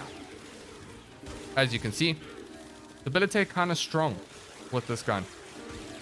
You can use this as a base form because it's very good for something like Eidolons. I mean, I think I used this weapon for the Plague Star event as well. Ball is quite a surprise to me, and I think it'll be quite a surprise to you because I always thought that this was ass. Yeah, I was very wrong. I know. I was proven wrong very quickly. For the last incarnate, I was actually struggling to decide between the Braton or the Sybaris. And the reason for this is because the Sybaris is just so much fun to play. And the Braton's also kind of fun, I guess. Nothing special with the Braton. It's pretty much like the Burst on Prime Incarnate, but slower. The reason for the Sybaris is because we have Acuity on it, and the Blast Procs does absorbent amount of damages. Like if you look over here, takes a while because I'm obviously don't have multi-shot, so give me a second. 2.5 million, 2.8 million, 2.3 million. You can go a multi-shot version 2, which will allow for more blast procs, which would probably do more damage. It depends, but Acuity and a multi-shot corrosive setup right here works very well and definitely worth it. For the Braton, it's something very similar. I think Funny Blast build would be very good, and it is very good. It's just not as crazy as the Burst on. So you could go for the Braton too if you'd like. I just think I just use whatever I feel like it in the moment. That's kind of how I play Warframe nowadays. I use Munitions Grit, Void's Guidance, and Survivor's Edge. And for the Sybaris, I use Well Rehearsed, Marksman's Hand, and Survivor's Edge as well. And that pretty much concludes the Incarnate weapons. When we move on to the other primaries, you knew it was going to be on this list. Come on, don't lie to me. Don't lie to yourself. This weapon, I just can't stop using it. I always gravitate. There's two weapons in this game that I gravitate towards, and that's the Cedo and the Coda Base Assist. We'll talk about the Coda Base Assist. Of course, it's going to be on this list. The reason why the Cedo is so amazing because of its glaive Oldfire that provides all of the base status effects and also your modded status effects, not to mention the fact that the unique trait has built-in condition overload scaling, which gives you extra damage for each status effect that is applying to the enemy. You can then mod that onto your, or you can put Galvanized Savvy, I think it's Savvy, onto your gun, which then doubles up on that effect, which you get insane, crazy amounts of damage. Let's just say this setup right here works very well and definitely will see you through pretty much all types or all levels of content in this game. I use this for everything. You can go corrosive. You can use a primer setup as well to use Shivering Contagion, which will instantly freeze a bunch of enemies around you. It's so satisfying. Definitely worth giving a go if you want something different like that. But overall, that's pretty much the Cedo Prime. Then we move on to the Base Assist. The reason why the Base Assist is so amazing and what's so special about it, I think I've made 101 videos on the Base Assist already, so if you're someone who has not watched it, I'd be surprised because I think everyone's tired of me mentioning this gun by now. Very quick, Oldfire sends out mites that will deal impact and magnetic damage and all of your modded status effects. Every time they will deal damage every second, and every time they deal damage, it will tick up for those status effects. You can then stack up multiple mites on top of each other to do more status effects like that.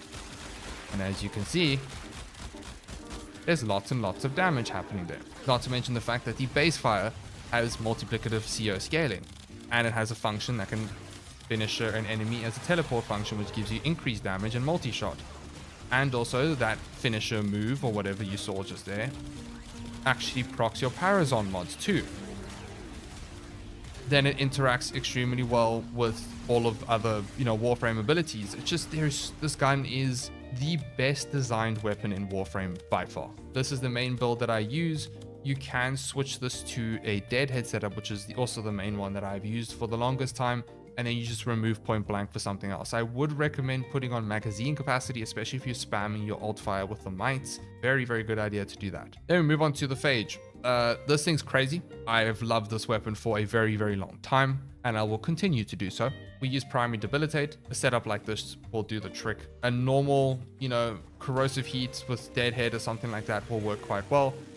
But you have 8 beams that apply many, many status effects with Primary Debilitate, and you melt everything. I've reached hundreds of millions of damage over time procs with this weapon before. It's like a pure heat setup and everything like that. Another thing, which is why I'm such a fan and so fond of this gun, or this beam weapon, is the fact that it's one of the few weapons in the game that allows you to have viral, heat, and corrosive, because it has innate viral that is not affected by your mods. Then you can mod for corrosive heat. It's just a wombo combo. Like, come on, guys. Where are you gonna find something like this? It is fantastic. Actually, you can technically prime, but you get the idea here. It's built into your weapon. It's pretty damn cool. Next, we have the Exegus, another shotgun or gun that has surprised me. I thought it was only good on mag. I was very wrong. There are 4 ways to build this. You can use Fractalized Reset with a setup like this, Primary Crux, which I personally find this to be the best setup, a Blast Crux build, and a Vendetta setup. Very similar builds, just different arcanes for the most part. The reason why Crux is the best is because there's only 2 bullets in a magazine, and your reload is fairly slow per se. When you're using Crux, you can at least shoot like 4 or 5 times before you have to reload. And when this gun ramps up and you use, Warframe abilities to pair with it, it's a force to be reckoned with. And you don't have to go gas. I just opted for gas because I think it's fun with its clouds and slowly whittling away enemies.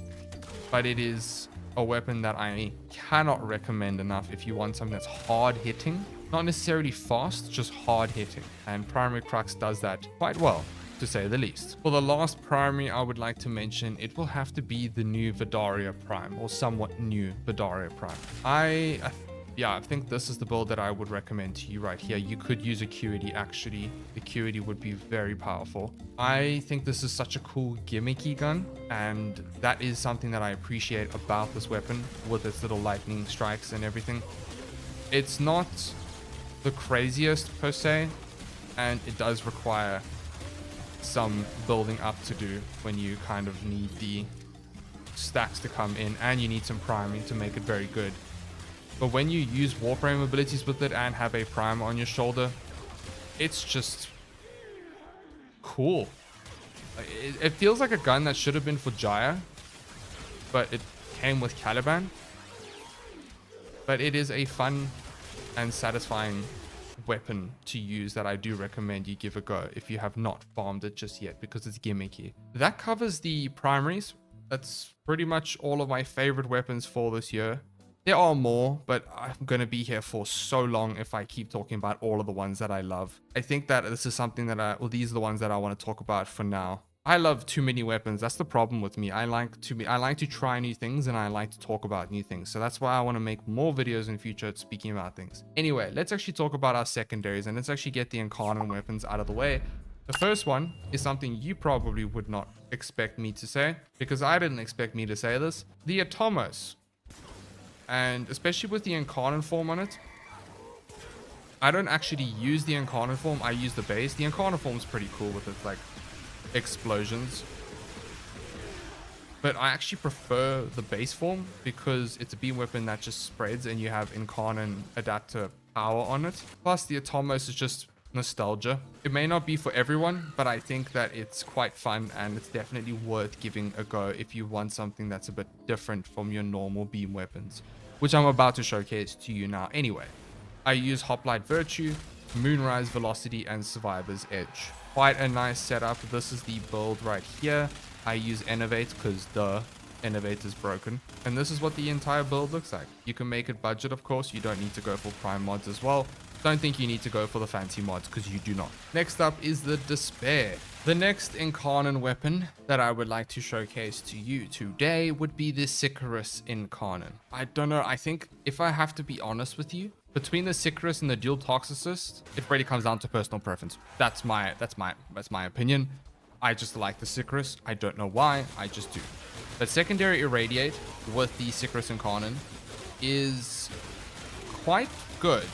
The only problem is you will need a primer to apply radiation more reliably for this to work better. So if I actually used the Doriga with the Tazakor primer setup and respawn the enemies, proc that, do the thing there, and then yeah, as you can see there, you're hitting more enemies at once because you're having enough radiation procs for secondary Irradiate to come through.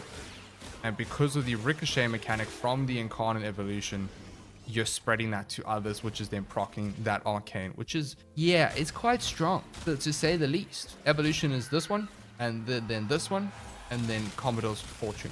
Commodore. Yes, that one. Secondary Irradiate is the build that I want to showcase to you today. You can use anything you damn well want. You could use Innovate, you could use Fortifier, you could use Encumber, you could use Flare. You just use whatever makes you happy. As long as you're happy, I'm happy. Okay, I'm so glad we got that out of the way. For the last incarnate, do I need to really explain this? Do I? Do I have to? I think it was pretty obvious, to say the least. The Furious Incarnate is pretty strong. Always has been, always will be. Evolutions are Storm Burst, Extended Volley, and Elemental Balance. The build would look like this. You could switch to Flare. You could do whatever you damn well want. Doesn't really matter because this gun does so much damage as is that it's not that deep. You know, now we're moving away from our lovely incarnate weapons. Let's talk about the normal weapons. For a utility-based weapon, or pistol, should I say, the Sciated Reigns King. Well, no, it's one of the best because you can group enemies and so on. I do recommend this to anyone who wants something or uses Warframes that actually benefit from that. If you're using this with gas, it's actually very good. As you can see, it's not bad at all. It's quite a decent option, to say the least. This is what my setup would look like. I use Irradiate because I was testing it for that video. You can switch it to another arcane. Innovate is a good option. I recommend Innovate actually. With gas, you'll do lots and lots of damage with this. You don't really need a utility build. I've actually learned you could just use whatever just to alt fire. You don't have to build something special for the alt fire specifically. You could just use a normal setup and you should be perfectly fine. Then we have a new core. The new core can be of two different setups, or whatever, many different setups actually. Secondary Irradiate is one, and Innovate is the best. Innovate is like the best because the new core has one of the highest base, or scaling crit damage stats of all weapons in the game, but it has atrocious critical chance. So you throw Innovate into the mix and suddenly you're kind of strong. If I just had to kind of showcase this to you, the new core is and always will be an absolutely disgusting weapon. With Innovate, it is very, very powerful. Now, I do have Amalgam Barrel Diffusion. You can switch this to Galvanized Diffusion. If you wanted to, you probably do a lot more damage. I don't really care too much because I already do enough damage as is. Secondary Radiate is absolutely perfect for this pistol for the sole purpose of it already has innate radiation on top of everything that comes through. And when you add Irradiate into the mix, you're doing things like this. The only downside of this is you do not have your crit scaling from Innovate. That's the only thing that sucks with the new core. Then we move on to the Grimoire. This is purely for utility, and the reason for this is using your invocation mods. This is one of the most underrated weapons or things to use in the game. It allows your Warframe or build to have 60% duration, 60% strength, I think 60% efficiency as well. Yes, it allows you to have so many other things with it too. The Grimoire is like one of those weapons that I've actually made a specific video going over all the utility options. Steel Path and the Grimoire is by far one of the best options to use. For example, I'm using the perfect frame to showcase this to you. We have the Riz Invocation mod for duration, giving us 60% when it hits enough enemies. I have 170% ability duration on Nova. This will last 10.2 seconds at base. With this, I have Arcane Concentration, which is 60%. Now, as we know, her fourth ability scales with the sheer amount of duration, not range. So now I have this all up. Let me cast this. As you can see there on the top, it's busy there. There's 60%.